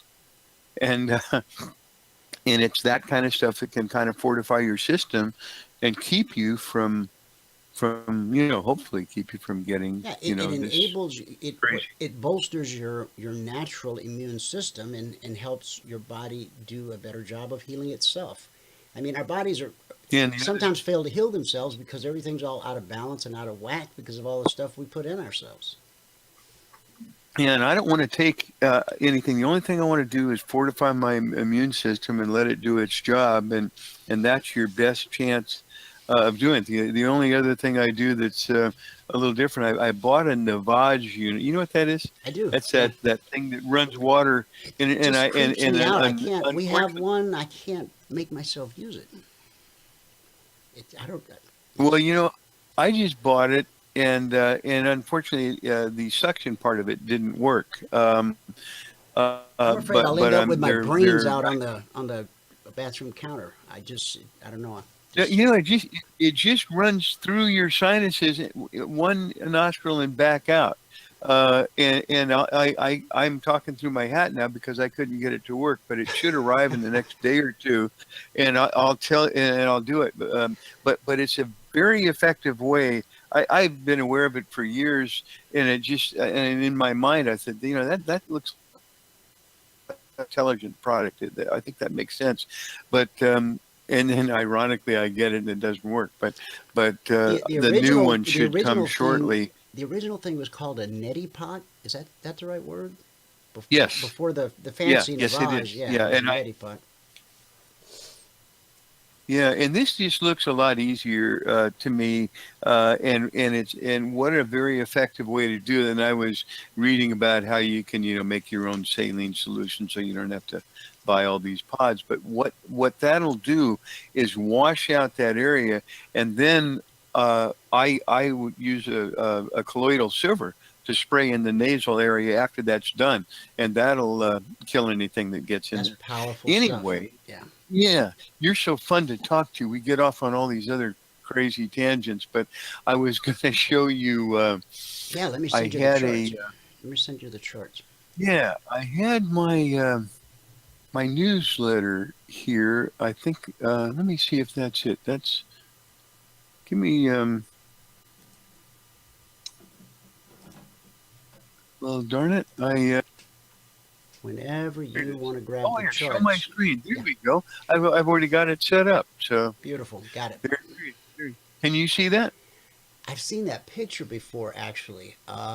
Somebody was asking, would you, on Facebook or something, somebody was going, would you do that? I don't think I could, but, Oh, no. Heights, walking around on my roof and stuff like that, fine. But as the older I've gotten, the more heights bother me. And if I were sitting there, that guy, I'm just thinking, oh my. I'm afraid that I might just fall forward or something. I might break wind and it would blow me right off of that ledge. I mean, oh boy, I tell you, that is a scary. That's a scary thing to me. That's like sitting on top of a skyscraper and doing that. And you see these guys doing that stuff too. So I've got all the admiration and respect in the world for the guys who got enough guts to do that. I mean, my guy who I think is the gutsiest thing. They'd say, "Oh, gee, it's a heavyweight fighter, or one of these MMA guys, or a football quarterback, or something." I said, "No, it's Laird Hamilton." They go, "Oh, who's that?" And I said, "It's the guy who goes and rides the 100-foot waves off the coast of Hawaii and everywhere else." I mean, 100-foot. Mm-hmm. That's. I'll bet you Mike Tyson isn't gonna say, "Well, Mike, you want to do that?" It's like, no. Not on your life. I met him anyway at a feed store. Mike Tyson? Yeah, I was buying some doves to release. I was preaching a funeral the next day for a good friend that had passed, and I was buying some doves to release, and he was there buying something for his pigeons. He's raised I pigeons remember and he racing did that. pigeons for a long time. I was at the fight between Fernando Vargas and Ike Corte, which were in that same division as Oscar De La Hoya and so forth. And I was at that match because I knew the guy who owned one of the fighters. And I got a ringside seat. I thought this would be kind of interesting. So I'm standing there before the fight at ringside. They have all this, before the fight, they'll have each fighter will have, one guy was from Mexico and the other guy was from Africa, wherever, and they do these stupid little ceremonies beforehand. And then a bunch of their people come in and they're it's kind of goofy. But anyway, all of a sudden it's real crowded, as this is going on. And I'm, real crowded where you're like sardines. Mm-hmm. So somebody kind of bumps into my left shoulder and I turn and look and it's Tyson right there. Mm. I mean, right smack next to me, which is kind of a shocking, I'm a pretty good poker face, but you don't expect to see Tyson there, and Tyson's much bigger. You think, oh, he's just a short little guy, and it's like, no, he's fighting guys that are 6'5" and 6. Mm. So one thing Tyson isn't is little. If he were a cat, he'd be Garfield. And when they're not fighting, they probably put on 30 pounds. Right. So there he was, and I said, "Hey, champ, what's going on?" And that was about it. But he's impressive. Yeah. I want to keep him happy. You happy, Mike? Oh, yeah. He asked me when I bumped into him at the feed store. He says, "What's you got in the box?" And so I showed him and told him what I was doing, and he was very nice, very pleasant, and then went on about his business. Yeah. I didn't have much of a conversation. I think I got a grunt or two out of him. Yeah, he had his entourage and his handlers with him, and they were standing by in case I turned out to be the weird guy with a box. So, but I wasn't. Well, I was the weird guy, but I didn't do anything. Quite the guy. Hey, I'll do some quick charts and I better run. Okay. But nice to catch up with you. I'm sorry. Anyway, here's this guy sitting up there, and what me worry. And I did a little tongue in cheek in this one, because here we are, and here's America's new leadership. We've got, my goodness. We've got the bumbling VP of Obama, mm-hmm. The guy we kind of kept him in the background because you don't know what the heck the guy's going to say, and he's definitely kind of a bumbling type of guy, but he's there to slap Obama on the back and be like the Lone Ranger's sidekick, and now. 8 years, 9 years, whatever it is, 12 years later, we've got dementia going on pretty good, it looks like. Although he's doing decent lately, I got to tell you. And then we've got the budding communist here as vice president. And then we've got what they call the squad here. And my point here is, if you can't see the comparison with Hitler's Germany, you've got the New World Order people, the deep state folks, fully in control now. And these people here, do they want freedom, capitalism, patriotism? No. These people don't like America. We don't like America. Which I'm so silly. My question would be, well, then why are you here? Yeah. We want to change these people came to America because it's such a great place. Now that they're here, they want to change it and turn it into the place they just came from. What? Muslims tend to do, I mean, not all Muslims, obviously, but the aggressive Muslims tend to do that. They go somewhere because they hate where they are, and then they want to change the laws on the place that they got to, which they like, to where the place they just left. And I'm thinking, I'm so stupid. I would have thought, why'd you leave? Yeah, right. If you want to change this to where you were, why'd you leave? And the idea is because the upper guys tell us that we need to go and make the whole world, Muslim. So that's the reality. And the evolution that I was talking about from republic to democracy, the final part of the evolution is dictatorship. What's socialism? Dictatorship. Half of the country will argue with me on that. Mm-hmm. Oh, no, it's not. Right. I said, listen, I'm not going to argue with you, but let me leave you with this. It is a dictatorship by definition, okay? Kind of like today's a day, but it's Friday by definition, because it follows Thursday and it's before Saturday. That's the reason. Anyway, but people have, anyway, I'm tongue-in-cheek and doing some stuff here about a dream I had that where I decided to become a Democrat and, give money to Pelosi or something. And then I woke up. Anyway, this is, let me see if I can make that. Ooh, I made it. I can make it bigger. Not quite that much. Let's see if we can. See if I can just get this chart a little bit bigger. Well, it doesn't want to do I can it see very it much. pretty good. Oh yeah, now if you can just scroll up. Oh yeah, beautiful. Well, let's just do this. Here's what this is. Here is the March low. So here is a perfect channel. Isn't that interesting? We've got a perfect channel. We catch a high here. We connect these lows, the March low, the 2016 low, and you got a beautiful trend line here. You parallel it off this high, and what does it do?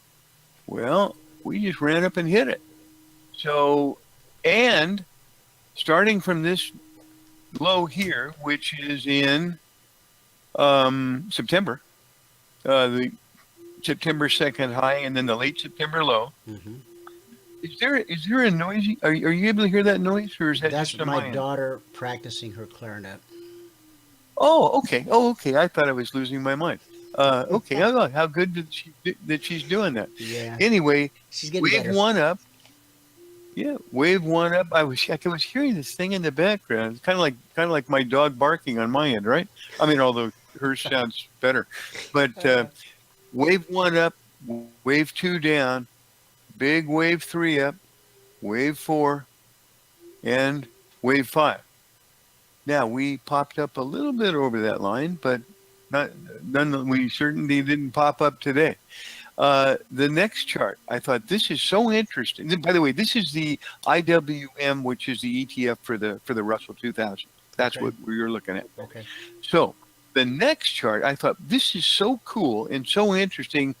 My mind says, let's look at a weekly chart and see if there's anything interesting there. See if it's as interesting. So I did. Now, by the way, yesterday messed this all up, but the day before, it was unbelievable. I hope I can, I don't know how to move this. Oh, like that, I guess. Huh? There you go. Hey, now here's the weekly. And this, here we are in 2016, just so you can see what this is. I wish I could make that a little lower, but if I go to adjust it, I know I'll mess it up. No, we can see it now here I thought, here is June of 2015, and I thought, and here is 2018. This is that September, October high before the Christmas low. Remember that? This was the Christmas low of 2018, and that's the March low of. That was the worst Christmas since December of 1938. Yeah, it's like a 20% correction or something. So anyway, I thought, well, look at this. Let's attach these two highs and see what happens. Well, that's yesterday's price action, okay? But the day before yesterday was right up to this line perfectly. And I went, oh my goodness. This is, I mean, for a guy like me who likes charts, that's a big deal. I get goosebumps. For everybody else, it's who cares? But these are the kind of things I said, look, this is a 5.5 year pattern. This is a big deal. These are major tops, connecting major tops, and we hit it perfectly yesterday. I'm sorry, day before yesterday. Mm-hmm. Yesterday, and the reason I waited is because there was a lot of momentum in the market. And so I looked at yesterday and I went, whoa, we popped up through this. So that's not a horrible violation, but it catches my attention. When you have a move like this, which is from under 100, I don't know what it is, but 90 something, and you move to 208, you've got yourself a 100% move here from March, for crying out loud. Right. I mean, more than that, obviously. And by the way, somewhere in that time, didn't we just lose 30% of our economy? Aren't a whole bunch of people out of work? Aren't a bunch of industries not even doing what they're doing? Aren't 100-year businesses closed to never reopen again? It defies all logic against a backdrop of the pandemic and the politics and everything else happening in the world. We have a parabolic move higher. A year ago today, Trump was doing an incredible job. The economy was on fire, and an election was coming up later that year. So the deep state and the New World Order people said, hey, we're dead. This guy gets in. This guy gets in for another 4 years and really starts to do some stuff and starts cleaning up the deep state and putting these people in jail. See, Trump is the horrible guy. What was the narrative yesterday or the day before? Well, look at these thugs. Well, excuse me. They're clearly not Trump supporters. No, clearly. This is George Soros-funded Antifa Black Lives Matter people. You've seen them the last few months. You should be able to recognize them. And they're dressed up as Trumpers doing this. Why? Yeah. Because for just what we're seeing. Give me 1 sec. Go ahead.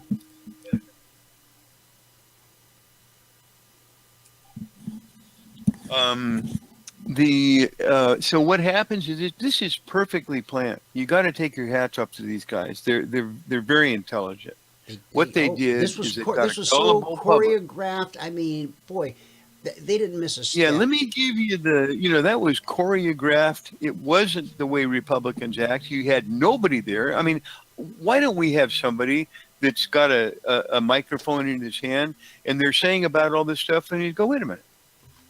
Excuse me. Here, let me make 2 points at least. Number one, do you want to compare this type of quote unquote violence to what we saw when America was being burned down? They're in Washington, D.C. This is where all sorts of monuments and statues are. Was one of them harmed? No. No. Was any buildings burned down? Oh, well, they jumped into the White House. That's a sacrilege. I said, well, if you find out who those people are, you're going to find out that they're Antifa, Black Lives Matter, and they just cashed a check from George Soros. That's what you're going to find. Yep. So, but please don't look. I mean, whatever you do, don't look and don't even think that way. Let's just put a narrative out there that how horrible this is. Mr. Trump didn't just lose an election and being a bad sport about losing an election. If you hate Donald Trump, but you can still think and you have common sense, there's absolutely nothing that will tell you that he didn't do anything other than win in a landslide. First of all, he was winning in a landslide the evening of the voting, and it was only overnight that everything changed. Right. And it only changed in a few areas that were necessary areas, and those areas won't let anybody come in to check anything out. You've had 35 years since Reagan was shot of consecutive globalists. They have changed the people in the Pentagon. They've changed the people in the military. Obviously, the education system has changed a long time ago. They've changed the people in district courts. They've changed the people in the, in the FBI. They've changed people in, oh boy, 1 second. Go ahead, no problem. Sam, I'll be able to call you in about 5 or 10 minutes. Does that work?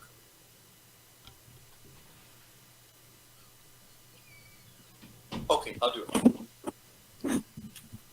Excuse me, I'm going to have to jump, but let me do these real quickly. Okay. Anyway, the point is the narrative should have been, well, this president,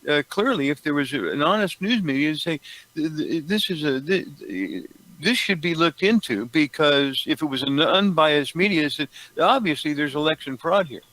And good people, such as the past CEO of Overstock, who's very knowledgeable about this, they discovered it. Yeah, we've got an invitation out to him. He was on CFRN back in 2006 a couple times. We've got an invitation out for him to come back again. It's been a while.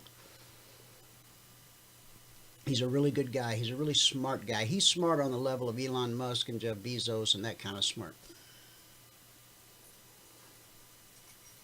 Garrett, we just lost your audio.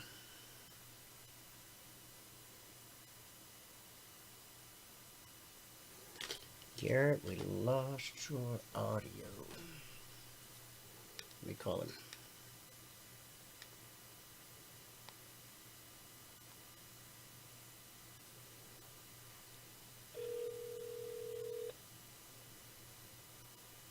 Hello? Oh, you know what? I lost your audio, but the guys in the audience tell me that they can hear you fine. So you keep talking and let me figure out what went wrong on my end. You just keep talking, okay? Oh, okay. All right. I'll go ahead and Yeah, keep continue. going. I'll Keep get going. up here if they can hear me. Yeah, they can hear you just fine, they say. Okay. Now I can hear you. I'm glad everybody can. Yeah. Oh, okay, Yeah, good. now. I'll do this quickly.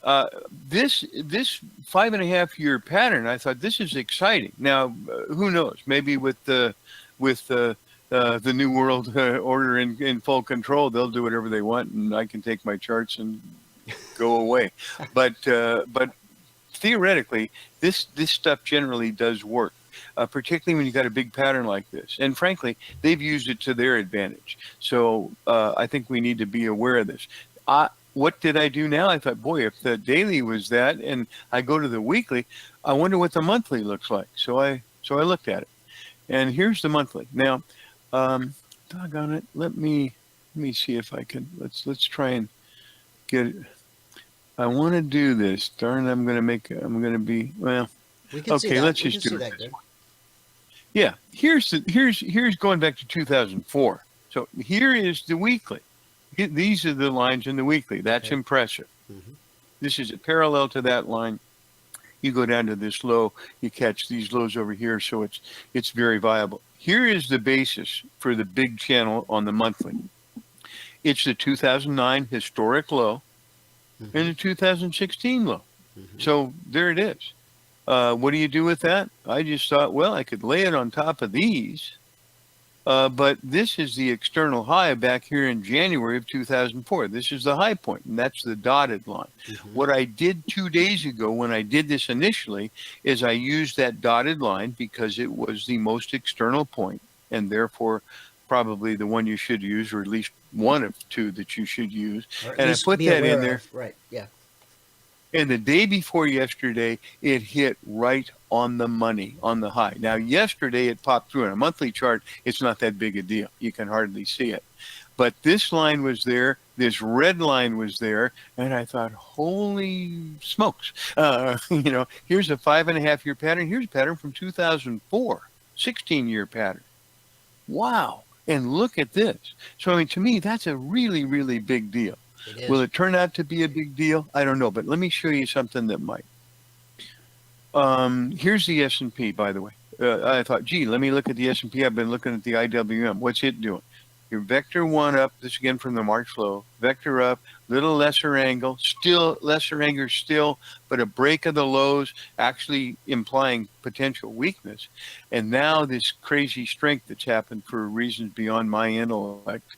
But within this channel, we now have another near-term channel. Both of them come up to a top here, and this is yesterday. And lo and behold, so far it worked a little bit. Yeah, it did. Yeah, it did. Oh, look at here's Nikki Haley. His actions on election day will be judged harshly. President Trump would deserve great credit for that. We should not shy away from our accomplishments. Okay, good for her. Anyway, so now look at this, and this is what I'll leave you with. This is NASDAQ volume, okay? And by the way, it's a ratio of NASDAQ volume to New York Stock Exchange volume. So this is kind of telling you speculative volume and so forth. Look at this. This goes all the way back to 93. This is 2000. Look at this move here from up. This is the most overbought market in history. So this is, this is the most wild one. This is a 0.8 move here. This is the biggest move. This is a 1 full point move. And look how quickly it's done it. It's done it in less time than this. So it's more aggressive. This is the most aggressive move since here. It hasn't reached this level yet. Okay. I hear that but robot going, danger, Will Robinson, danger. Yeah, and here's what's happened here. Just a couple of quick points, and then I'll get out of here because I've eclipsed my level of knowledge. No, you're doing good. Here's your high. Here's your high. But here, when did this peak happen? Again, this is volume we're talking about now. So when did the real volume come in? Well, it came in the fear. This is 2001. Hard to see from the chart, but this is December 1998. This is 2002. So clearly 2001, probably May, and the market topped, and now you're in this crushing decline. This is an 83.5% decline from top to bottom. Right. Okay, right. 83.5%. That means a whole bunch of companies went completely out of business. Yes. So this is a big thing. This is fear here. This volume that you're seeing here, is bullish. But after this point, this spike here, this is fear. This is not fear because we haven't topped. There's no fear. There's the guy. Hey, this guy, remember this guy? Hey, I'm sitting up here. I don't have any fear. Now, Garrett would have a lot. Yeah, really. That's good. Yeah, Garrett would have a lot of fear, but I don't have any fear. I don't see anything to be worried about. Okay? So, and down here, that's what this is saying. There's nothing to be worried about. But this move is the biggest ever, and this is a greed move. And and when you see greed eclipsing fear, that just doesn't happen. I mean, in other words, I always ask the question. I said, you're out walking and there's a bear there, and you're running. Or let's make it a wild boar, where you got a chance anyhow. You're running away. Let me ask you something. Do you run faster when you're experiencing fear like that, or when you're experiencing greed? And I think we all know the answer to that. Well, Markets know the answer. How does it go? Bears get fed, bulls get fed, pigs get slaughtered. So. Yeah. What is that? Bulls can make money, bears can make money, pigs get slaughtered. Yeah, that's right. But anyway, that's what I wanted to share. I think we're close to something fairly critical. It may take a little bit more time to play out, but when you come up like this, you're probably going to come down kind of like that too. You're going to get. So we've got a serious correction coming, not only in the stock market, in Bitcoin, and when that bigger. And I think this sell-off we're seeing in gold is preparing us for the decline in the other markets, and that's when gold is going to shine again and put on a stellar rally. And silver. Exactly. We're going to get a chance in gold, and I want to get back to talking with you. Where you and I can talk on this. It's been completely my fault. I've had just a lot of stuff going on. Let me show you real quick, because I know you got to go, but let me just show you real quick a chart I've been showing our guys. This is a monthly chart of the S&P 500 Emini Futures continuous chart. This was the run-up. This is when we found let me see this. I'm not seeing it. What happened? Oh, you're not. Oh, I'm sorry. I got to take the chart. Hang on. What did I do wrong? Edit your name. That's me. I see you and the. Well, for some reason, I'm not able to take the chart back. Hang on. Can I turn it off? No, of course, if I turn it off, it probably turns me off. You're not the problem. The problem's me. Hang on.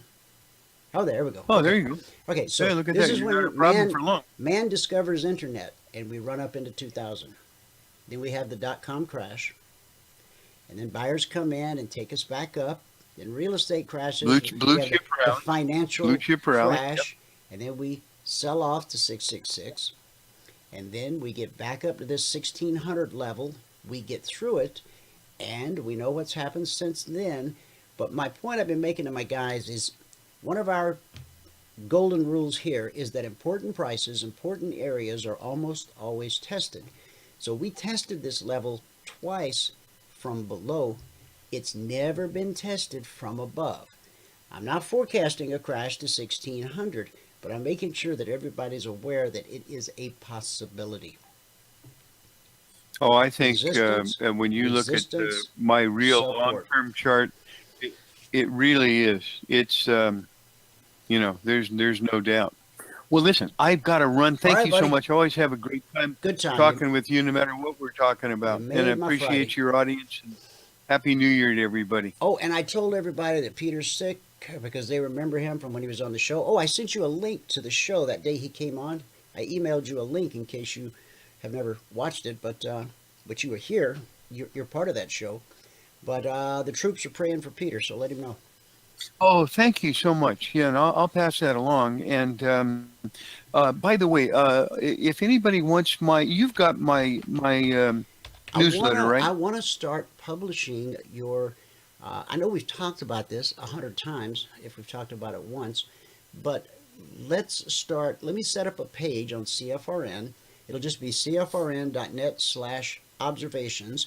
And when you send me a new observations, I'll post it on that page, and then all of our people and any people that you know can just go there and read it with your permission. Yeah, I'd like to do that. And then ultimately, when I get enough, and tell my wife and everybody's saying, hey, you need to charge for that newsletter. And well, we so can set anyway, it up behind a but at the paywall moment- too. Yeah, we can set it up behind a paywall. Yeah, That's not a problem. But no, by all means, if anybody wants it now, if you want to post that one, I will. I'll start it out with by this all one. means, go ahead and do it, because Okay. there is some stuff, and if anybody wants to look at those charts and read my crazy comments on the first page, you know, or skip those comments and look at the charts. You know, I got guys in the my real discussion reason- group right now saying, hey, is this guy got a website? How can I follow him? So this will be the start.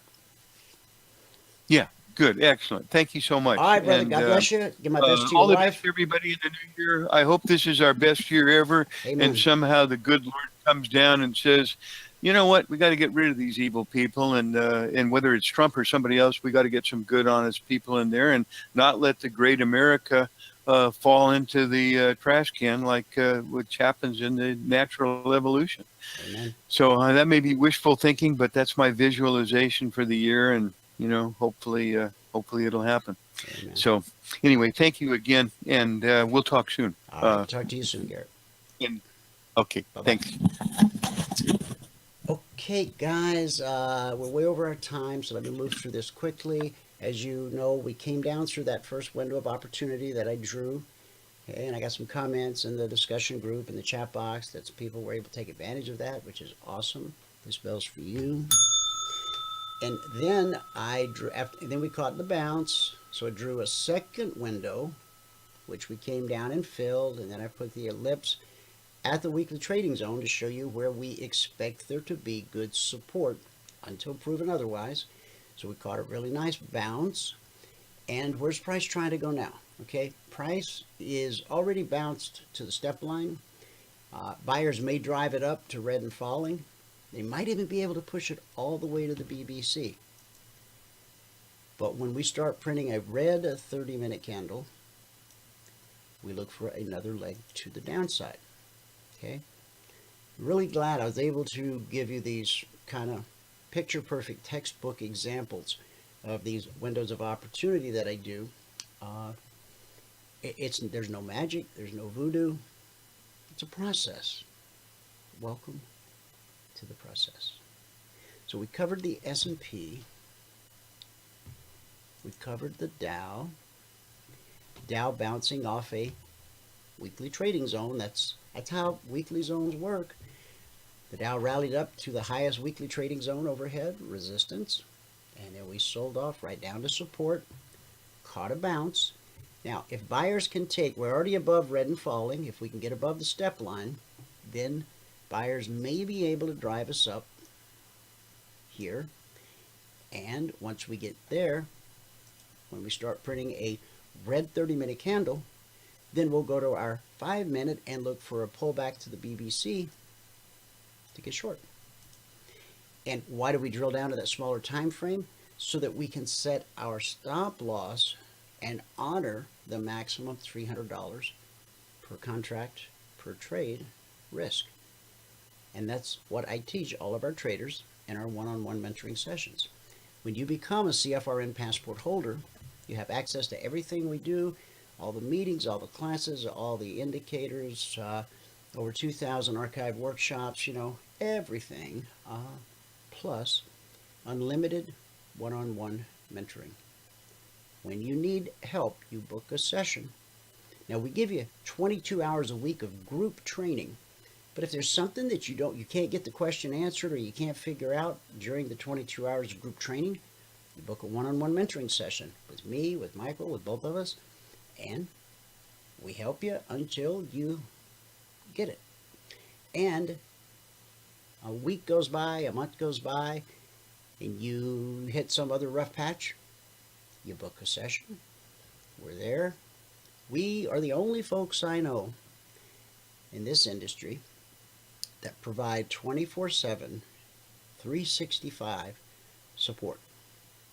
Christmas Eve, I was helping people in the discussion group. Christmas Day, New Year's Eve, New Year's Day. Some might say, that's a sickness, dude. Well, there's a saying. If you love what you do, you'll never work another day in your life. All right. Jake. Great question. Jake says, do you have an update for us on the CTG exchange? I don't have an update. Well, we had a Zoom call. Were you in on that Zoom call, Jake? The one we did, it's been a week, 2 weeks ago now. I think it was last week. Okay. So let me do this, Jake. I'm going to send you access to this channel here. And you're going to scroll way up. You're going to scroll up until you find the recording of the Zoom call. And that's where we talk with the company that we're talking about doing business with to open our own exchange. Now, let me also, while we're on this topic, let me make sure everybody understands this. Glad you brought it up. Okay. Because the time is now. So we want to go to Fork Delta. And then we want to go to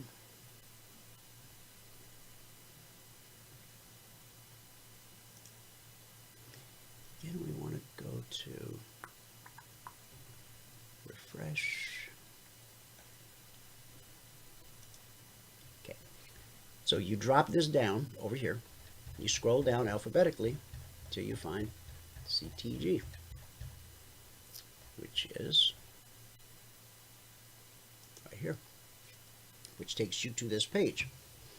Now, there has been no active trading of late because we went into the big crypto winter and our whole project just kind of has been sitting on the back burner, simmering, percolating.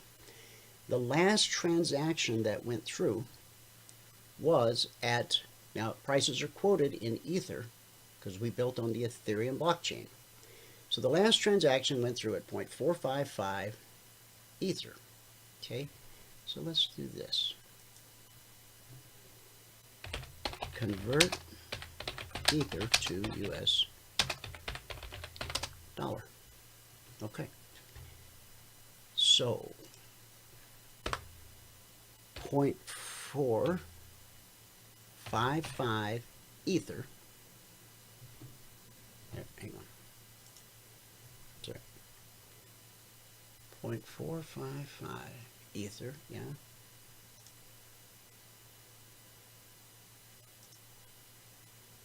Where did that go? Ah.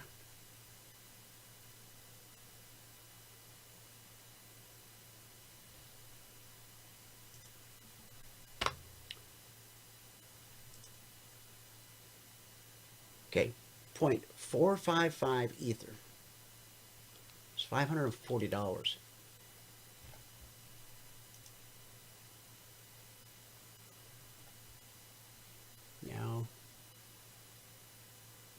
Okay, so we need to take, so that was a purchase of 7 CTG. So we need, I misquoted this in the group the other night. So let me fix it. So we need to take $540, divide by 7, because that purchase was for 7. So the last transaction that went through on this exchange at today's Ether price is the equivalent of $77 per CTG token. Here's the issue.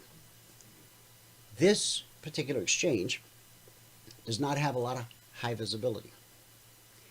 Now, the exchanges that have high visibility, okay, they have a lengthy list of requirements you've got to meet to get listed on the exchange, and you have to pay a fee of anywhere from 10 to 20,000 to 50,000, depending upon how popular the exchange is, which has led us to considering opening our own exchange.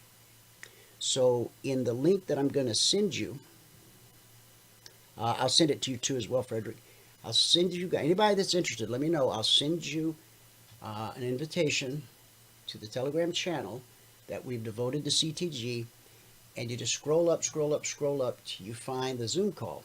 Okay, and there was 5 or 6 of us that attended the call. It was an open call for anybody that was interested. So watch that Zoom call where the guy explains exactly how the exchange works. Now, the beautiful thing about having our own exchange is it will not only be for CTG, but people can come there and trade Bitcoin. They can trade Ethereum.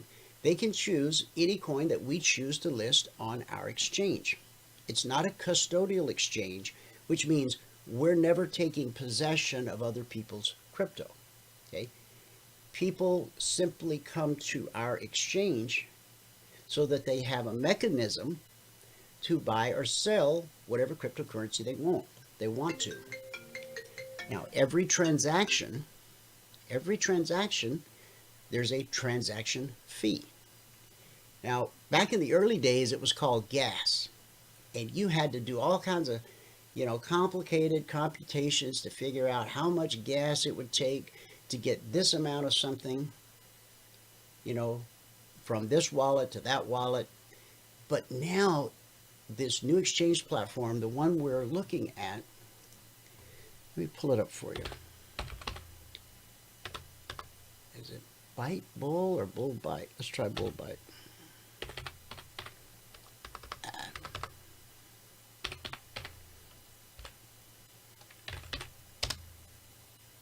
This may not be right. Here, let me go to Telegram again. Where's my Telegram? Here we go. So, okay.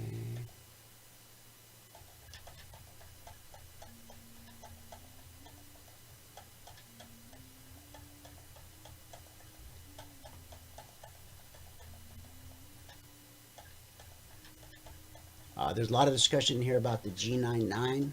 Some of you know what that's not. Come here, you'll be able to figure it out. You know what? That should be at the very top of this discussion.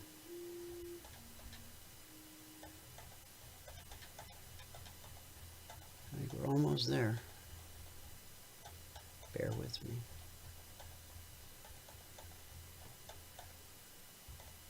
Okay. Here's the Zoom call. Okay. It says forwarded from Walter. Walter's our contact in Beijing. Now, again, that's one of the hitches in our giddy up, because the cost of opening an exchange is quite reasonable, considering all the benefits that come with it.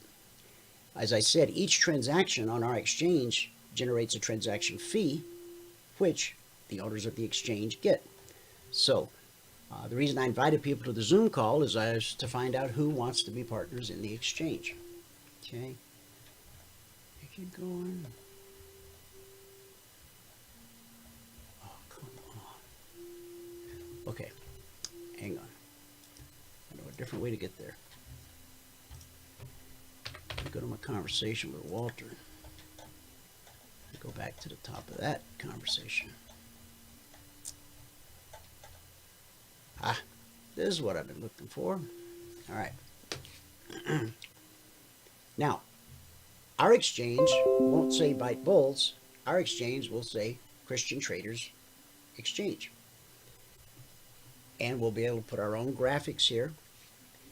We'll be able to add all the popular pairs, okay? And so anybody that wants to buy BTC or ETH, they can come to our platform, do it, and we, the owners of the exchange, earn a commission.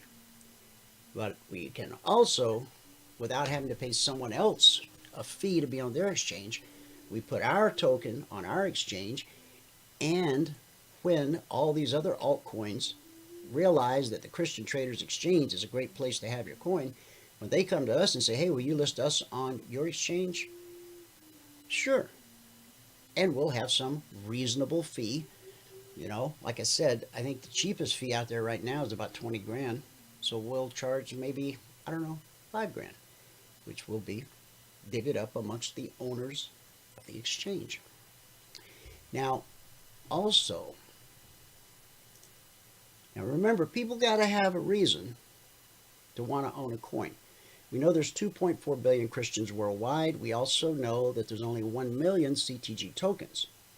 But there's fractional ownership, just like with Ethereum and Bitcoin and everything else here. And this is one of the points of our discussion. Because we're Christians, some people, you know, don't believe in gambling. And I'm not a big fan of gambling. But I also know that a lot of Christians go to Vegas, you know, once or twice a year. And it's entertainment, okay? They don't have a gambling problem. They just go there for entertainment. And, you know, they play the slots. They do whatever. So, as an example, now again, this wouldn't say any of this. This would be on our exchange. You spin this baby. Oh, you got to create an account first, but you get the idea. Oh, and I got to close it because it's making a horrible noise. Let's see if I can make the noise stop in my headphones. Yeah. Okay, so when people come, they can use CTG to play the different games. There's slots and dice, and lottery and video poker. Now, people can win or lose real money because they got to use real money to buy the CTG token. Every time somebody spends this thing, we, the owners of the exchange, receive a transaction fee. We get a transaction fee when they buy the CTG or the BTC or the ETH. If they choose to, you know, go over to another part of the exchange and play these various games, every time they spin that one-armed bandit, generates a transaction fee. It's a transaction. Now, the way the marketplace values cryptocurrencies, there's sort of a formula, and part of that formula is how many transactions have there been. Obviously, CTG, because it's tightly held by a very close-knit community, there's not a lot of transactions out there. So the more people that come to our exchange and play these different games, you know, I'm trying to find some kind of game we could integrate that's not directly tied to, you know, gambling. I'd rather, if I could, find something like a, what they call first-person shooter games or other types of video games. So that's what the CTG Telegram group is about. So that everybody, because I went through a Zoom call with Walter, and then I asked him would he repeat it with a group of CTG holders, and he was kind enough to do that. And so we all sat through the second presentation, and we're at the point now of deciding, do we want to take the next step? Do we want to open our own exchange and open the door to, you know, a lot of different ways to profit? So, again, if you own CTG, if you want to own CTG, if you want to participate in the exchange, then send me a private message in Telegram, and I will send you a link to the private CTG discussion group in Telegram. And by the way, in the CTG discussion group in Telegram, we don't talk about just CTG. We're keeping an eye on all the altcoins, and new ones are popping up on my radar daily. And one of them is even called Mana. It's M-A-N-N-A. And what is Mana all about? Mana crypto.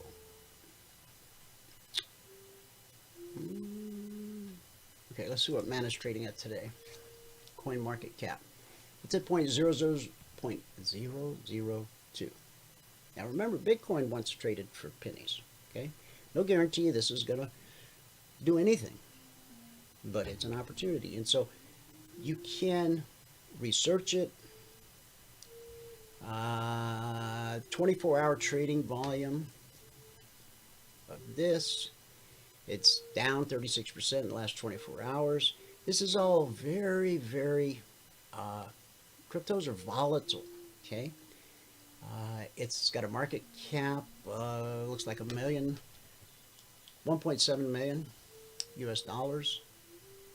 Okay, but let's go back to, straight to Mana, to their website. They haven't officially, I guess, launched their site yet.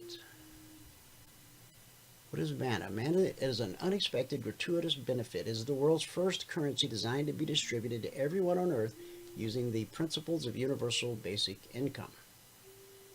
Fast, transparent, secure. Every person is eligible simply by proving they're a unique human being. So, study.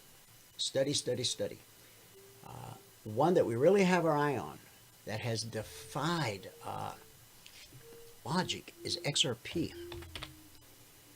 Now, the SEC has a lawsuit against Ripple and XRP, and Coinbase will officially halt trading in XRP on, I think it's January 19th. What is XRP? A real-time gross settlement system, currency exchange, and remittance network created by Ripple Labs. Now, we've watched this thing. Where can I get me a chart? I don't want to sign up there. Oh, maybe at the Ripple site.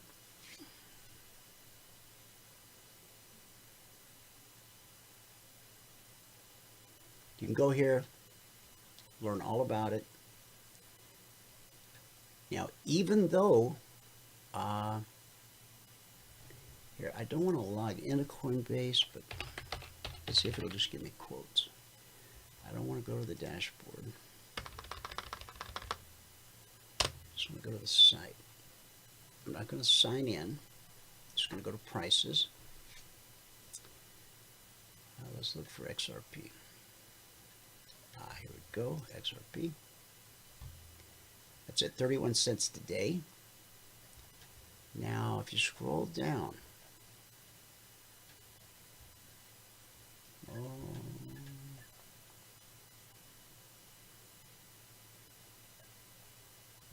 view more. On the mobile app, it shows you what has traded in the last few days. I want to see, okay, right here. The market cap's 14.1 billion. In the last 24 hours, 11.2 billion has traded. There's a circulating supply of 45.4 billion XRP. Now, this is a US dollar figure. This is a US dollar figure. We've seen XRP over the last week trade phenomenal volume like this, and for days on end the price didn't budge, which tells me people weren't selling, they were simply moving off the exchange onto a hardware wallet. They weren't getting rid of their XRP, they were just moving it because Coinbase is going to stop supporting it on either the 17th or the 19th of this month because of the SEC suit. Now, I just saw a headline somewhere that said the SEC might be changing their position. The issue was whether it's a security or not. A cryptocurrency has to pass the Howey test to determine whether or not it's a security. So we made sure that CTG passed the Howey test, okay, because it's not a security. Let me back up. Maybe it was here. No? Here, let me just do this again. Ripple tried to settle with SEC of, this is from 12 hours ago. Okay, so this is current. Ripple tried to settle with this, or SEC ahead of the XRP suit.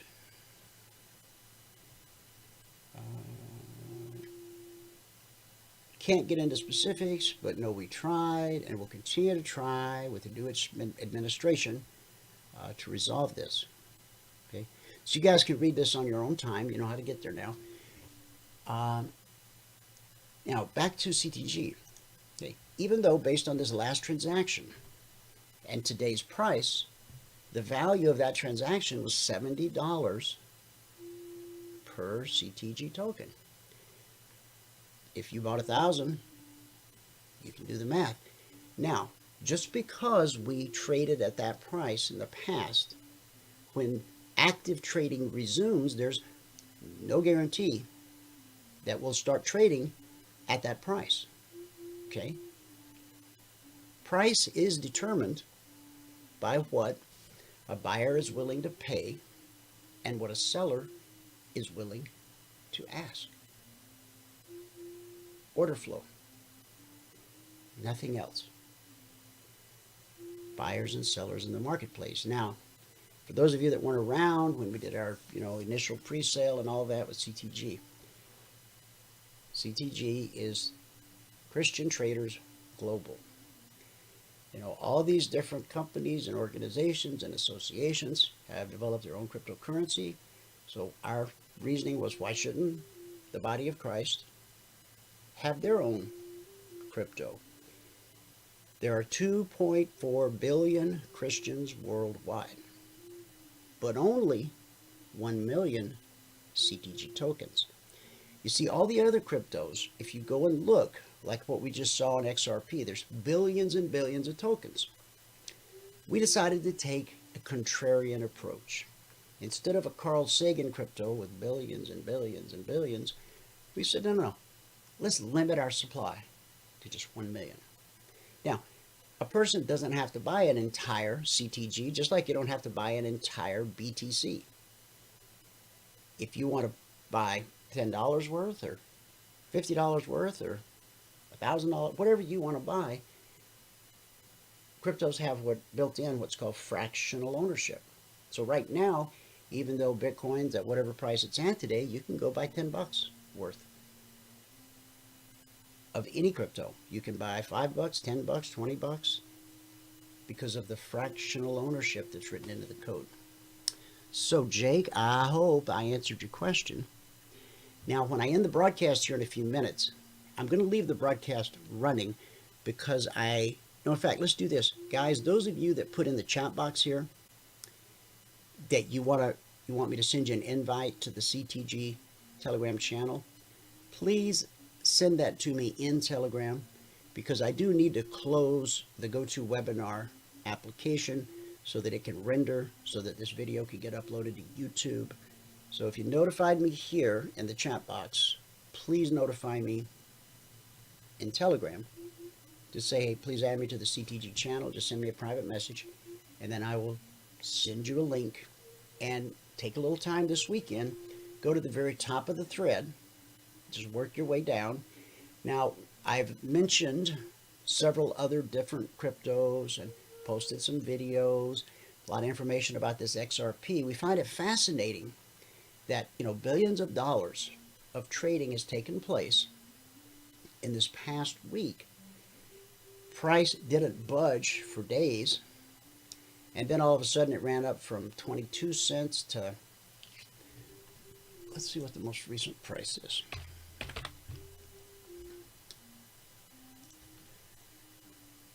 Now, this is a highly speculative type of situation, especially with this SEC thing hanging over its head. Now, the SEC thing doesn't mean XRP is going to go away. It just means that some exchanges won't support it any longer. If you have XRP on Coinbase, you can still withdraw it.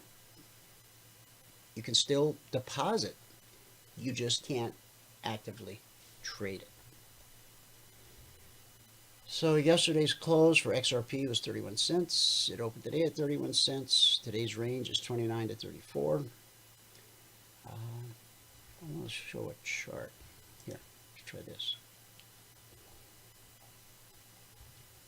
Let's look at what's happened in the last month since we started talking about it. I don't like that kind of chart. Can we get candlesticks, please? Well, those aren't candlesticks. Where do I change it to candlesticks? Ah, candles. I'm an old school candle guy. Okay. Now, can I shrink that? Yes, I can. So looks like all-time high up around 75 cents. And here's where we've been watching it the last few days. Okay, like 22 cents. So billions of dollars of movement. If it were selling, it would have, see, that's selling. That's selling. But the billions of dollars of volume we've seen in the last few days, I believe, is just simply people moving from the exchanges where it's going to be delisted to private hardware wallets.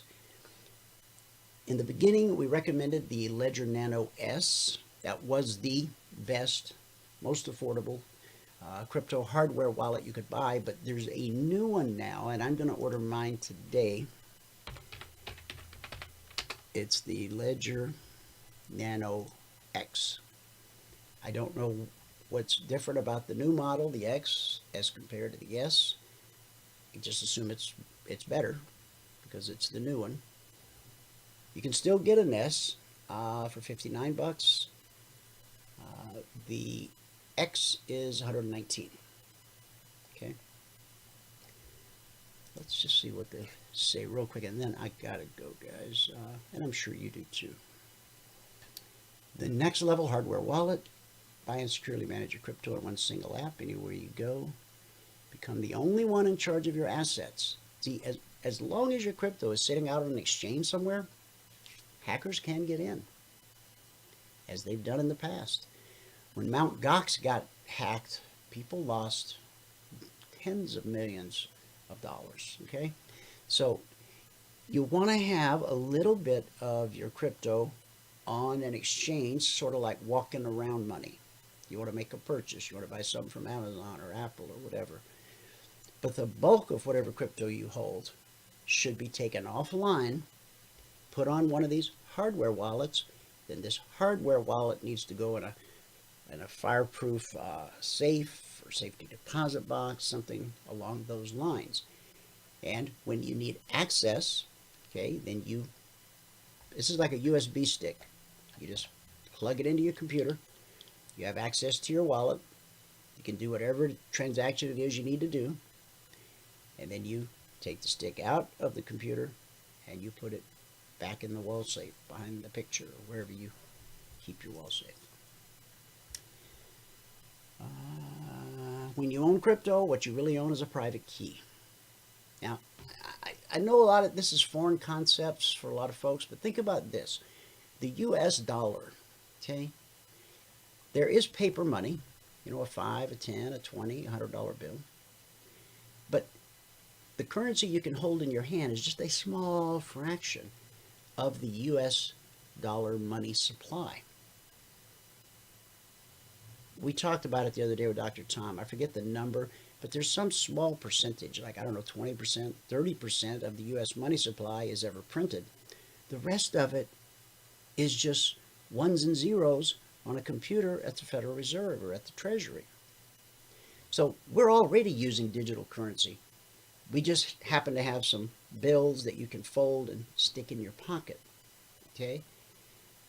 The only difference between the US dollar and a cryptocurrency is that there's nothing to fold and put in your pocket. It's all ones and zeros. So all of the Bitcoin and all the other cryptos exist on a blockchain. What you own is a private key that allows you to access that little drawer or that little file where the crypto that you own is stored. And if you lose that private key, it's that crypto, it's still on the blockchain. No way for it to ever go away. You just no longer have access to it.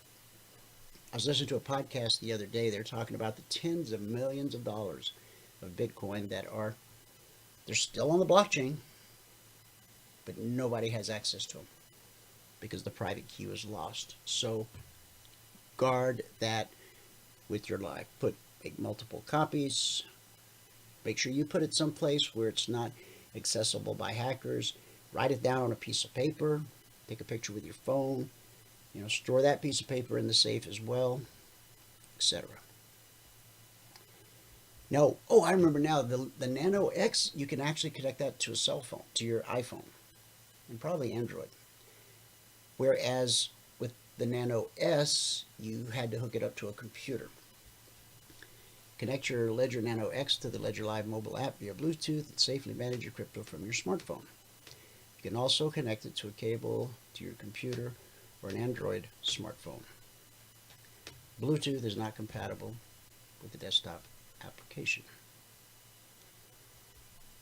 Now it said install. Yeah, just do what I did, guys, and watch the video. And I know it seems confusing and kind of overwhelming, but if you'll always go back to this place, we already use digital money. The US dollar is digital money. We simply chose to print out a small portion of the US dollar in bank notes that you can fold up and put in your pocket. But the bulk of the US dollar resides on a computer in ones and zeros. But we have new terms like blockchain, and the technology of the blockchain, that's new. Okay? So don't let it overwhelm you. Don't let it freak you out. And really the part I like so much is, again, back in the day, you had to do all these complicated transactions, figure out how much gas, that's your transaction fee, how much gas was needed to make the transaction. Now it's all integrated into the software. I mean, purchasing Bitcoin on Coinbase as an example, first you have to fund your account. So you got to put some US dollars in an account to get the ball rolling. But once the ball's rolling and you have money in Coinbase, US dollars, then you click on any crypto, XRP, ETH, whatever the case, and you just click buy.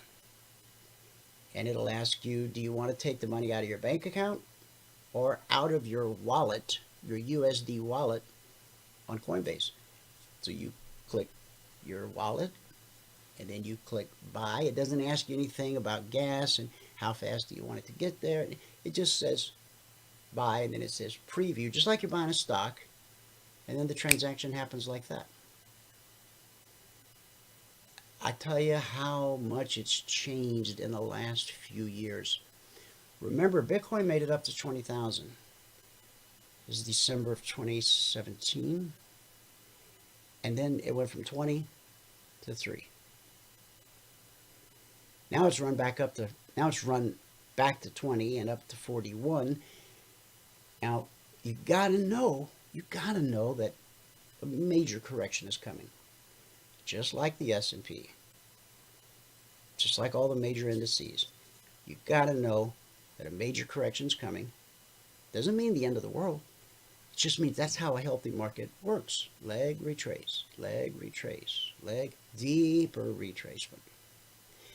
Now, when Bitcoin fell from 20,000 to 3,000, that's a deep retracement, almost 100%. But what's happened since then? So A diversified portfolio is always a very good idea. Let's go to Coinbase tradable assets. That is what I meant. Supported cryptos. Currency dismiss. Okay, dismiss. Now, by supported, that means you can actually buy and sell a particular crypto on Coinbase. So, these are the names. There's BTC. CeeLo. This one really caught my eye because with CeeLo, let me make sure that's the right one.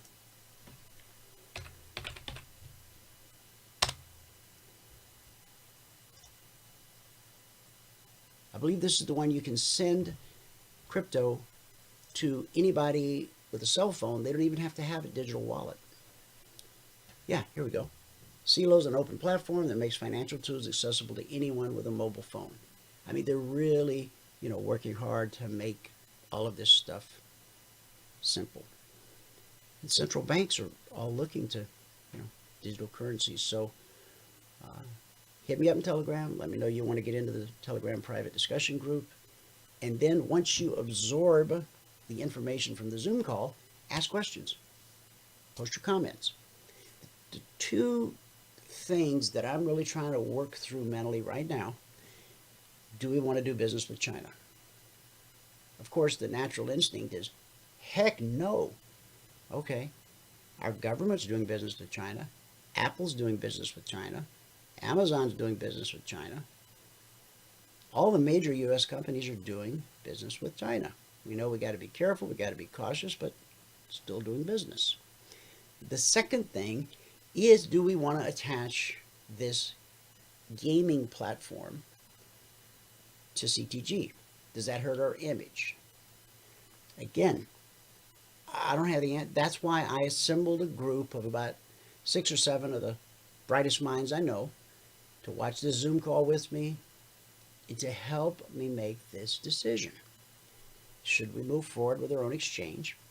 And also, now that Walter has explained how everything works and just how kind of simple it can be, we should look at other companies that will sell us the software, because opening your own exchange just really means having a copy of the software. Now, the company that we're thinking about doing this with, that Walter represents, they do the back end.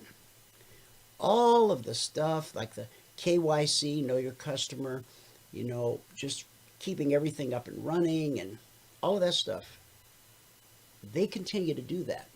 They do that for us, and in payment, they get a percentage of each transaction fee. And everything you do, you buy, you sell, you pull the handle on the one-armed bandit, you roll the dice, if you're playing craps, that generates a transaction fee. And the owners of the exchange and Walter's company divvy up the transaction fee. Now, each transaction fee is pretty small, but I do know a guy who the other day on Coinbase, he sold $50,000 worth of Bitcoin. The transaction fee was $700. Now, Coinbase is known for having higher transaction fees than a lot of the lesser known exchanges. But Coinbase has been around since the beginning. They're well respected. They're having an IPO this year. So, kind of pay for what you get in most cases, not always. So, I could go on, but I must stop myself because I got to go do life. Okay, look what's happening on the Dow. Okay, we traded above the BBC, but didn't I say we expected that to be good resistance? I did, until proven otherwise. Yeah, okay. So what could happen, we've got 27 minutes left in the life of this 30-minute candle. We could spike it like, well, back here. See how we spiked the BBC? We traded below it for just a bit. And then price reversed. Boom. Bullish cross. Boom. Pull back. Boom. Then we got back below. When price gets below the BBC, we anticipate lower prices. We weren't disappointed. So this pullback, it will either hold or it won't. If it holds, then the next alert in the channel will be to trade the leg to the downside. If the pullback doesn't hold, and how do I determine it didn't hold? If I get a candle that opens and closes above the BBC, I'm then going to start looking for long opportunities. And if I start getting long,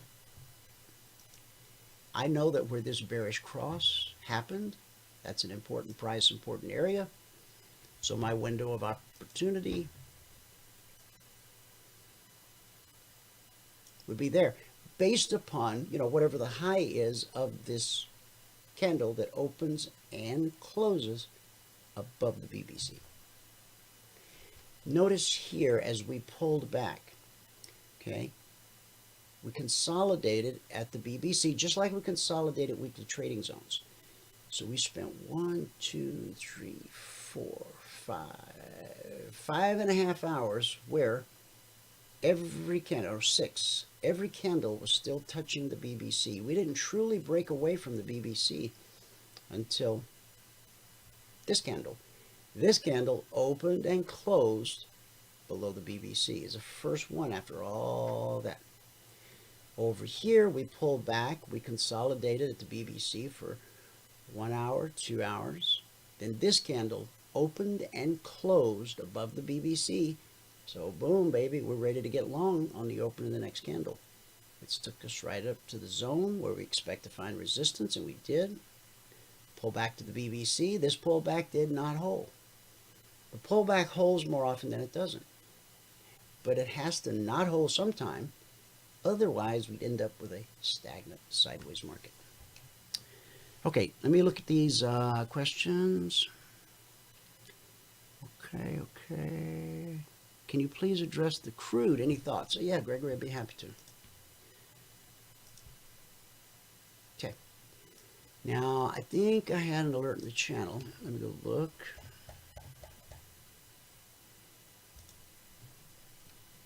Scroll down. Did I do anything on crude? Yeah, I did. Okay, so the last alert we had on crude this morning was to consider being long from 51.90, which was right there, 51.90, to $52, initial target. Final trade to target, 52.50/55. That's where we're headed. Now, Wall Street just closed. No, I'm sorry. We still have an hour, just shy of an hour, 54 minutes, before Wall Street closes. Now, stocks stop trading at 4 p.m. Eastern, but futures keep trading until 4:15 Eastern. Then there's a 15-minute break, and then futures start trading again at 4:30 p.m. Eastern up until 5 p.m. Eastern, and then that's the close of the session. Because it's the weekend, we won't open again until Sunday night at 6 p.m. Eastern. That's the Monday session. If today were Thursday, then when the market would reopen tonight, and that would begin the Friday session. So that's my thoughts. If you're looking for an entry right here, right now, outside of that alert, there's your window. Consider being long, 52.40 to 52.50. And expect there to be good resistance at 52.50 because that is not only a weekly trading zone, it is this week's highest weekly trading zone. If you got long off the Concierge Trade Alert last night at 51.45, when we hit 52.45, that will be $1,000 per contract traded. If you've earned the right to trade 10 contracts, that's a $10,000 move. Whatever you do, please don't fund an account and go live right away. please don't throw your money away, because that's what it'll amount to. Okay? Whether you get an education with us or someone else, just please, get an account so that you have access to a simulator demo account as you learn our strategy or somebody else's. Okay? Practice in the demo. Now, the way our 2420 blueprint works. The blueprint is designed to help you go from 1 to 20 contracts over a period of 24 months once you go live. But before you go live, you take what Michael teaches you every day in the live training room, Michael and Valerie. You take that knowledge, and then when one of these alerts, when your phone, tablet, or PC makes the telegram sound, dee-dee-dee, you go look at your chart, you apply your understanding of the strategy. You've got an entry to be short, initial target, potential support, second target, third target, fourth target, final trade to target. Okay? So, again, it's the analogy I used of going to trade school, learning how to be a mechanic. Okay? The instructor teaches you how to disassemble and reassemble an engine. The alerts give you the opportunity to actually roll up your sleeves and take the engine apart, put it back together. Take it apart, put it back together. So many times that eventually you can do it in your sleep. Once you put together 10 consecutive days in a row where you reach your goal, the blueprint gives you the green light to go live with one contract. Now that you're trading real money, the goal is to increase your account balance by $2,000. You can use that profit now to add a second contract. So if you're just taking 2 points a day out of the S&P, when you first go live with one contract, it's $100. But once you add your second contract, the same 2 points become $200. And as you earn your way up the ladder of success, when you hit 5 contracts, the same 2 points is worth $500. And as you continue to apply yourself, this is not a race, okay? There's no get rich quick. Once you've earned the right to trade 10 contracts, those same 2 points are worth $1,000. If you can consistently repeat that every day on average, that's 250 grand a year. It's roughly 250 trading days in a year. Now, that puts you in the top 3% of wage earners worldwide. Is it worth the wait? Is it worth being patient? I think so. And the good news is you never have to trade alone again. In our discussion group on Telegram, you're going to meet some of the nicest people you'll ever meet. When one of our guys posts the results of their last trade, man, everybody just applauds them and thumbs up and backslapping and congratulations and good job. It's positive affirmation, positive reinforcement. I've worked with a lot of great people over the course of my life, and I don't mean to slight anyone I've worked with in the past, but the group we have right now, I wouldn't want to work with anybody else. We have traders that are brand new, just learning. We got traders been with us for years, and everything in between. And when you go into that discussion group, you're able to actually talk to the other traders. You can ask questions. If I'm not around, they'll answer your question, because we all use the same methodology, the same strategy, the same indicators, even our broker Bert. He uses the CFRN Emini method because it's simple. I know that many of you have spent big money on sophisticated systems and indicators and methodologies, and I'm not bragging or boasting when I say this, but you can put all the indicators and oscillators in the world on this chart. You can throw up some MACDs, some stochastics, some RSIs, you know, advanced decline, trend, tricks, you name it. It's not going to change this fact.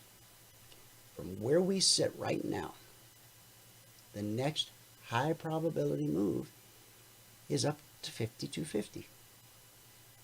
It's $100 per contract traded. No algorithm, not nothing, not no way, not no how changes the fact that that is the next high probability move. 20% of the time, the market does something other than the next high probability move. New traders exhaust their time and resources looking for a way to never get stopped out. Consistently profitable professional traders understand that no such thing could exist ever. It would defy the laws of science, physics, and God. In Genesis, God did not give Adam the ability to change the past or know the future. Period. But he gave you a brain, and with our indicators and strategy, you can know with certainty what the next high probability move is. Just know 20% of the time it's going to do something different. Okay? All right. So, hope that helped, Greg. Now, okay, see what's happening here on the Dow? Okay, lose a little bit of steam. Now remember, in 3 minutes, no, right now, okay, stocks stopped trading at 1. Futures just went quiet for 15 minutes. At 4:30 Eastern, oh, I'm sorry, I keep getting the time mixed. It's only 3:30 Eastern. It's 3:15 Eastern. 3:15, Dwayne, write it down. See the time down there in red? Okay. So at the bottom of the hour, we'll get another 30-minute candle. And then we'll get a 30-minute candle that only lasts 15 minutes. Because the market will close from 4:15 to 4:30. Then at 4:30, we'll get a final 30-minute candle. That will mark the end of the session, the end of the week. And we go back to work Sunday night, 6 p.m. Eastern, when Globex opens. Now, I showed you this earlier, but I'll show you again real quick. Not the whole thing. I just want to show you what happened last Sunday night. And last Sunday night was not an unusual Sunday night. Some Sunday nights are quieter than others. But most Sunday nights are pretty. We're in week 127. This was the first alert to come out Sunday night at 4:17 Mountain Standard, 6:17 Eastern. S&P, Dow, Russell, NQ, crude oil, gold, silver, Bitcoin futures, natural gas, British pound, the euro, the Australian dollar, S&P, NQ.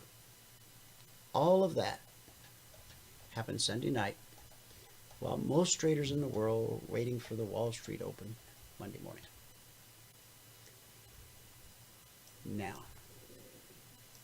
I keep saying I'm done. It's like the preacher that keeps saying he's done. He's never done.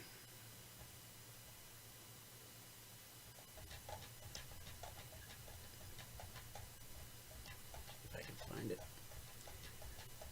Now, this is all in the discussion group, guys. Even if you're not a member yet, you have access to the discussion group. Maybe you're trying to save your money and become a member. Okay? Whatever. You're welcome to come and hang out here. Now, strategy-specific questions we keep in the private discussion group, but there's over a year's worth of posts here. Let's see if I can find. Ha, there we go.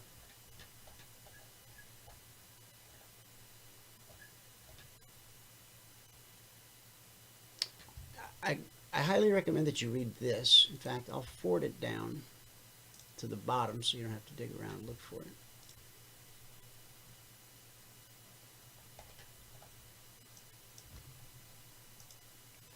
Okay, I'd like you to read that. And then I suggest reading this next one, and I'll forward it down too.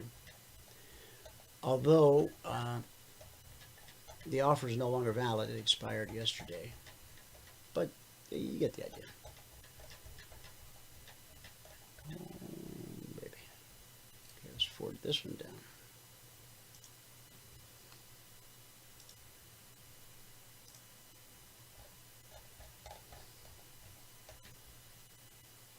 This was about the workshop last night. Trial members have access to everything except the members-only workshop. To upgrade, get a hold of Valerie.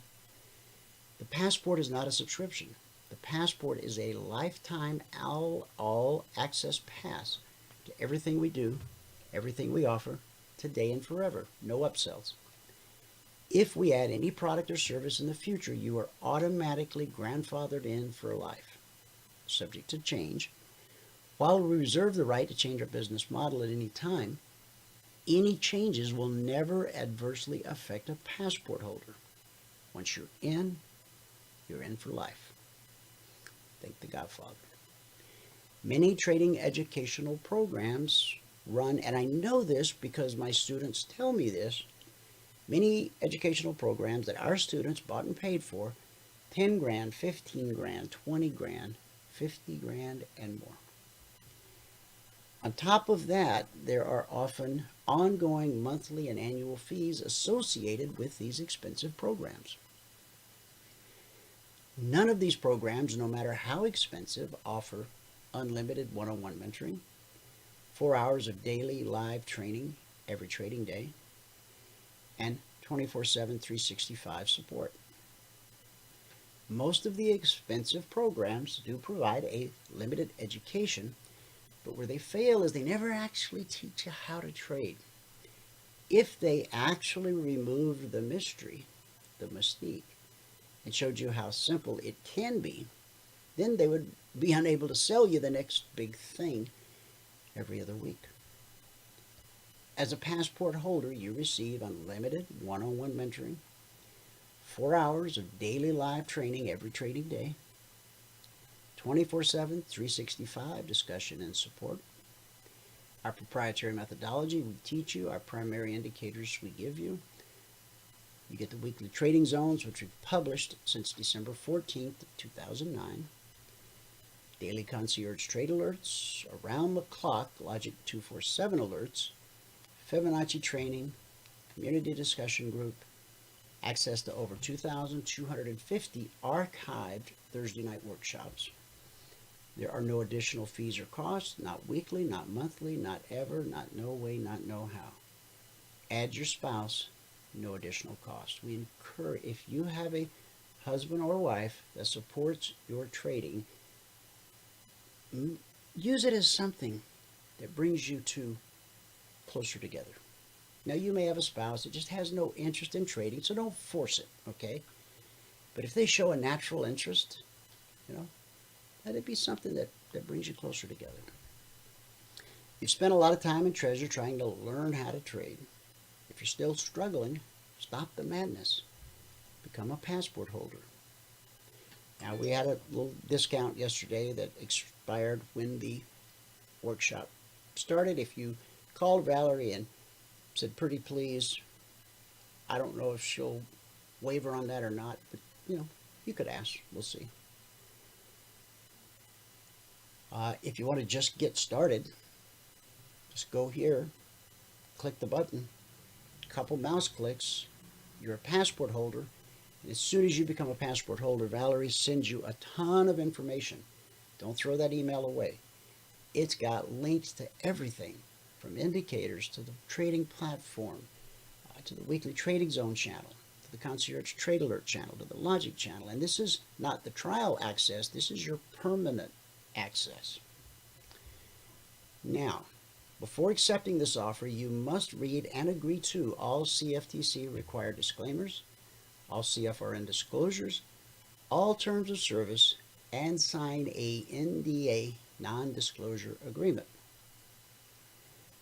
To protect our members and the intellectual property they purchase, we will prosecute to the fullest extent of the law anyone who posts, leaks, links, etc. Our proprietary methodology, alerts, weekly trading zone, etc. Okay?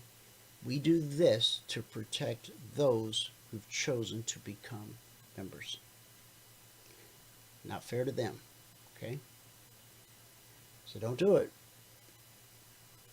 Because corporate attorney, sometimes he can get that crazy look in his eye. And so, I mean, our program is so affordable. You don't want, you know, God doesn't like ugly. So it's not even worth it, you know. Just, and if you have a problem paying for it, talk to us. You know, we're not going to give it away because that would be unfair to those who paid. But if you truly want to become a passport holder and you really feel that this is the right thing for you, we'll take a look at your situation, your circumstances, your cash flow, and, you know, and we'll try to help you figure something out. Again, we can't give it to you because that would be unfair to all those who paid. But if you really want it, you really think it's right for you, we'll try to figure out a way to make it fit your budget. Okay? All right. One click. You're in like Flynn. Okay, see what's happening here on the Dow. We've got 6 minutes left in the life of this 30-minute candle. If we close below the BBC on this 30-minute candle, and the next candle takes out the low of this candle and starts printing red, then you got a nice window of opportunity. Potential area to find support at the step line. Next spot, red and sideways. Next spot, weekly trading zone. And below the zone, this swing low. Okay? All right.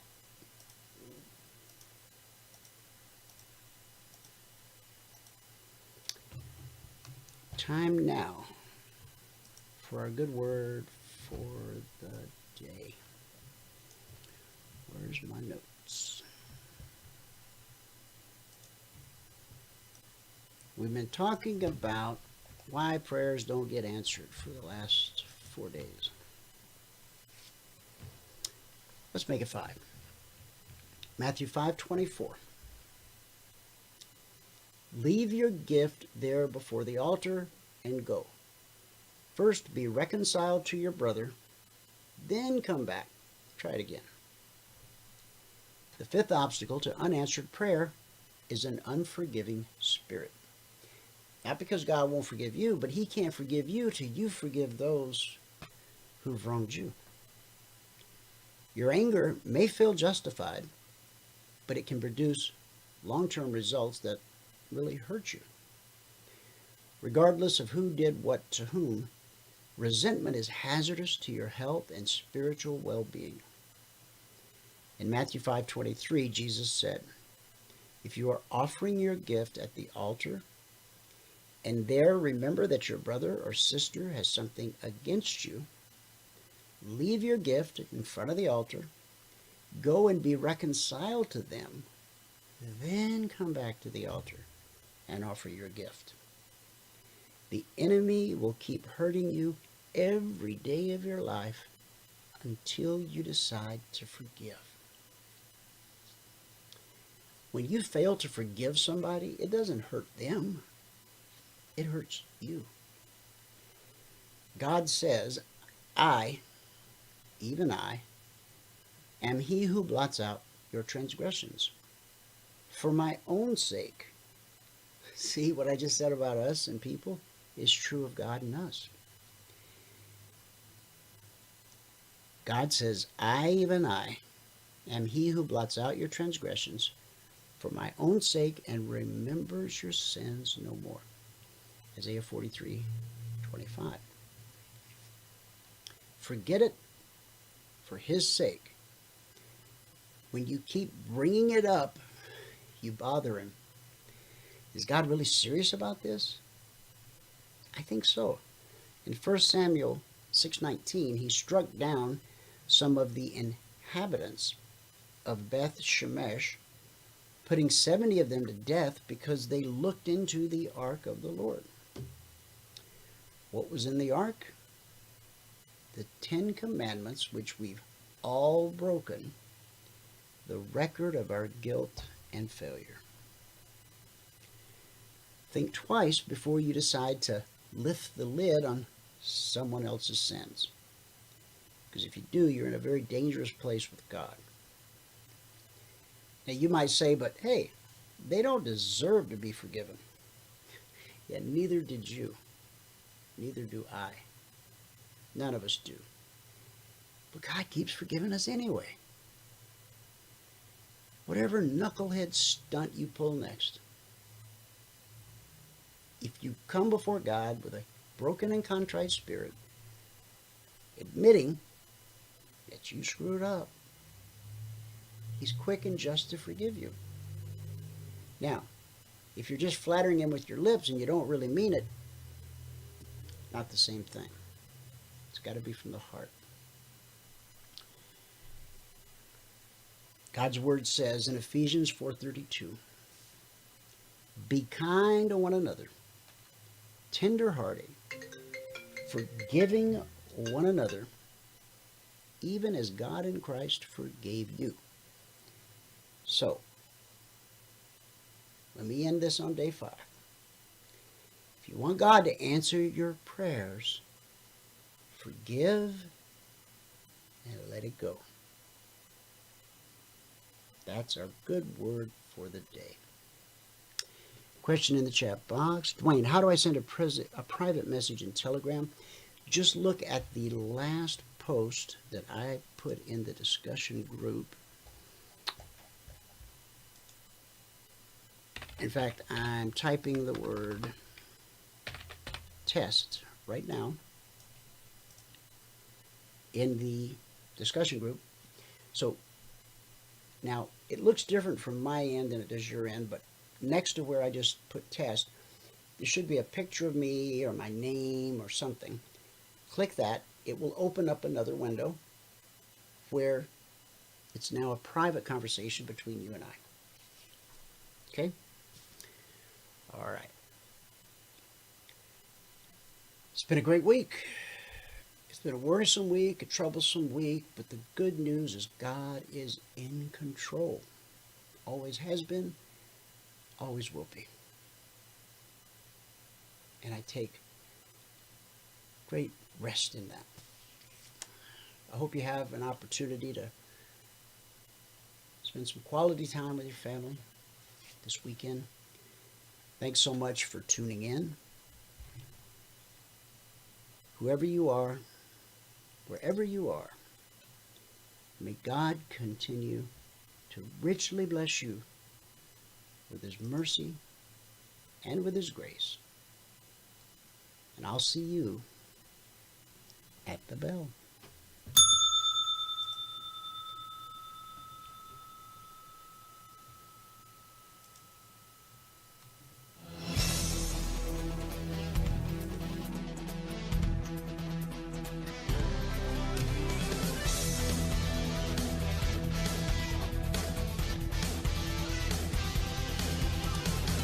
Remember this, there is no greater return on investment than to see a human life changed and given hope. As always, pray hard and trade safe. Any financial information discussed on this show is simply the opinion of our host, Dwayne Reeves, his co-hosts, and guests. To learn more about trading Emini Futures or to take a 1-week free trial in our live trading room, call 1-866-928-3310. 866-928-3310. Information discussed on this radio program should not be construed as a recommendation to buy or sell any security. Always do your own due diligence and consult with a licensed securities broker or financial planner before making any investment decision.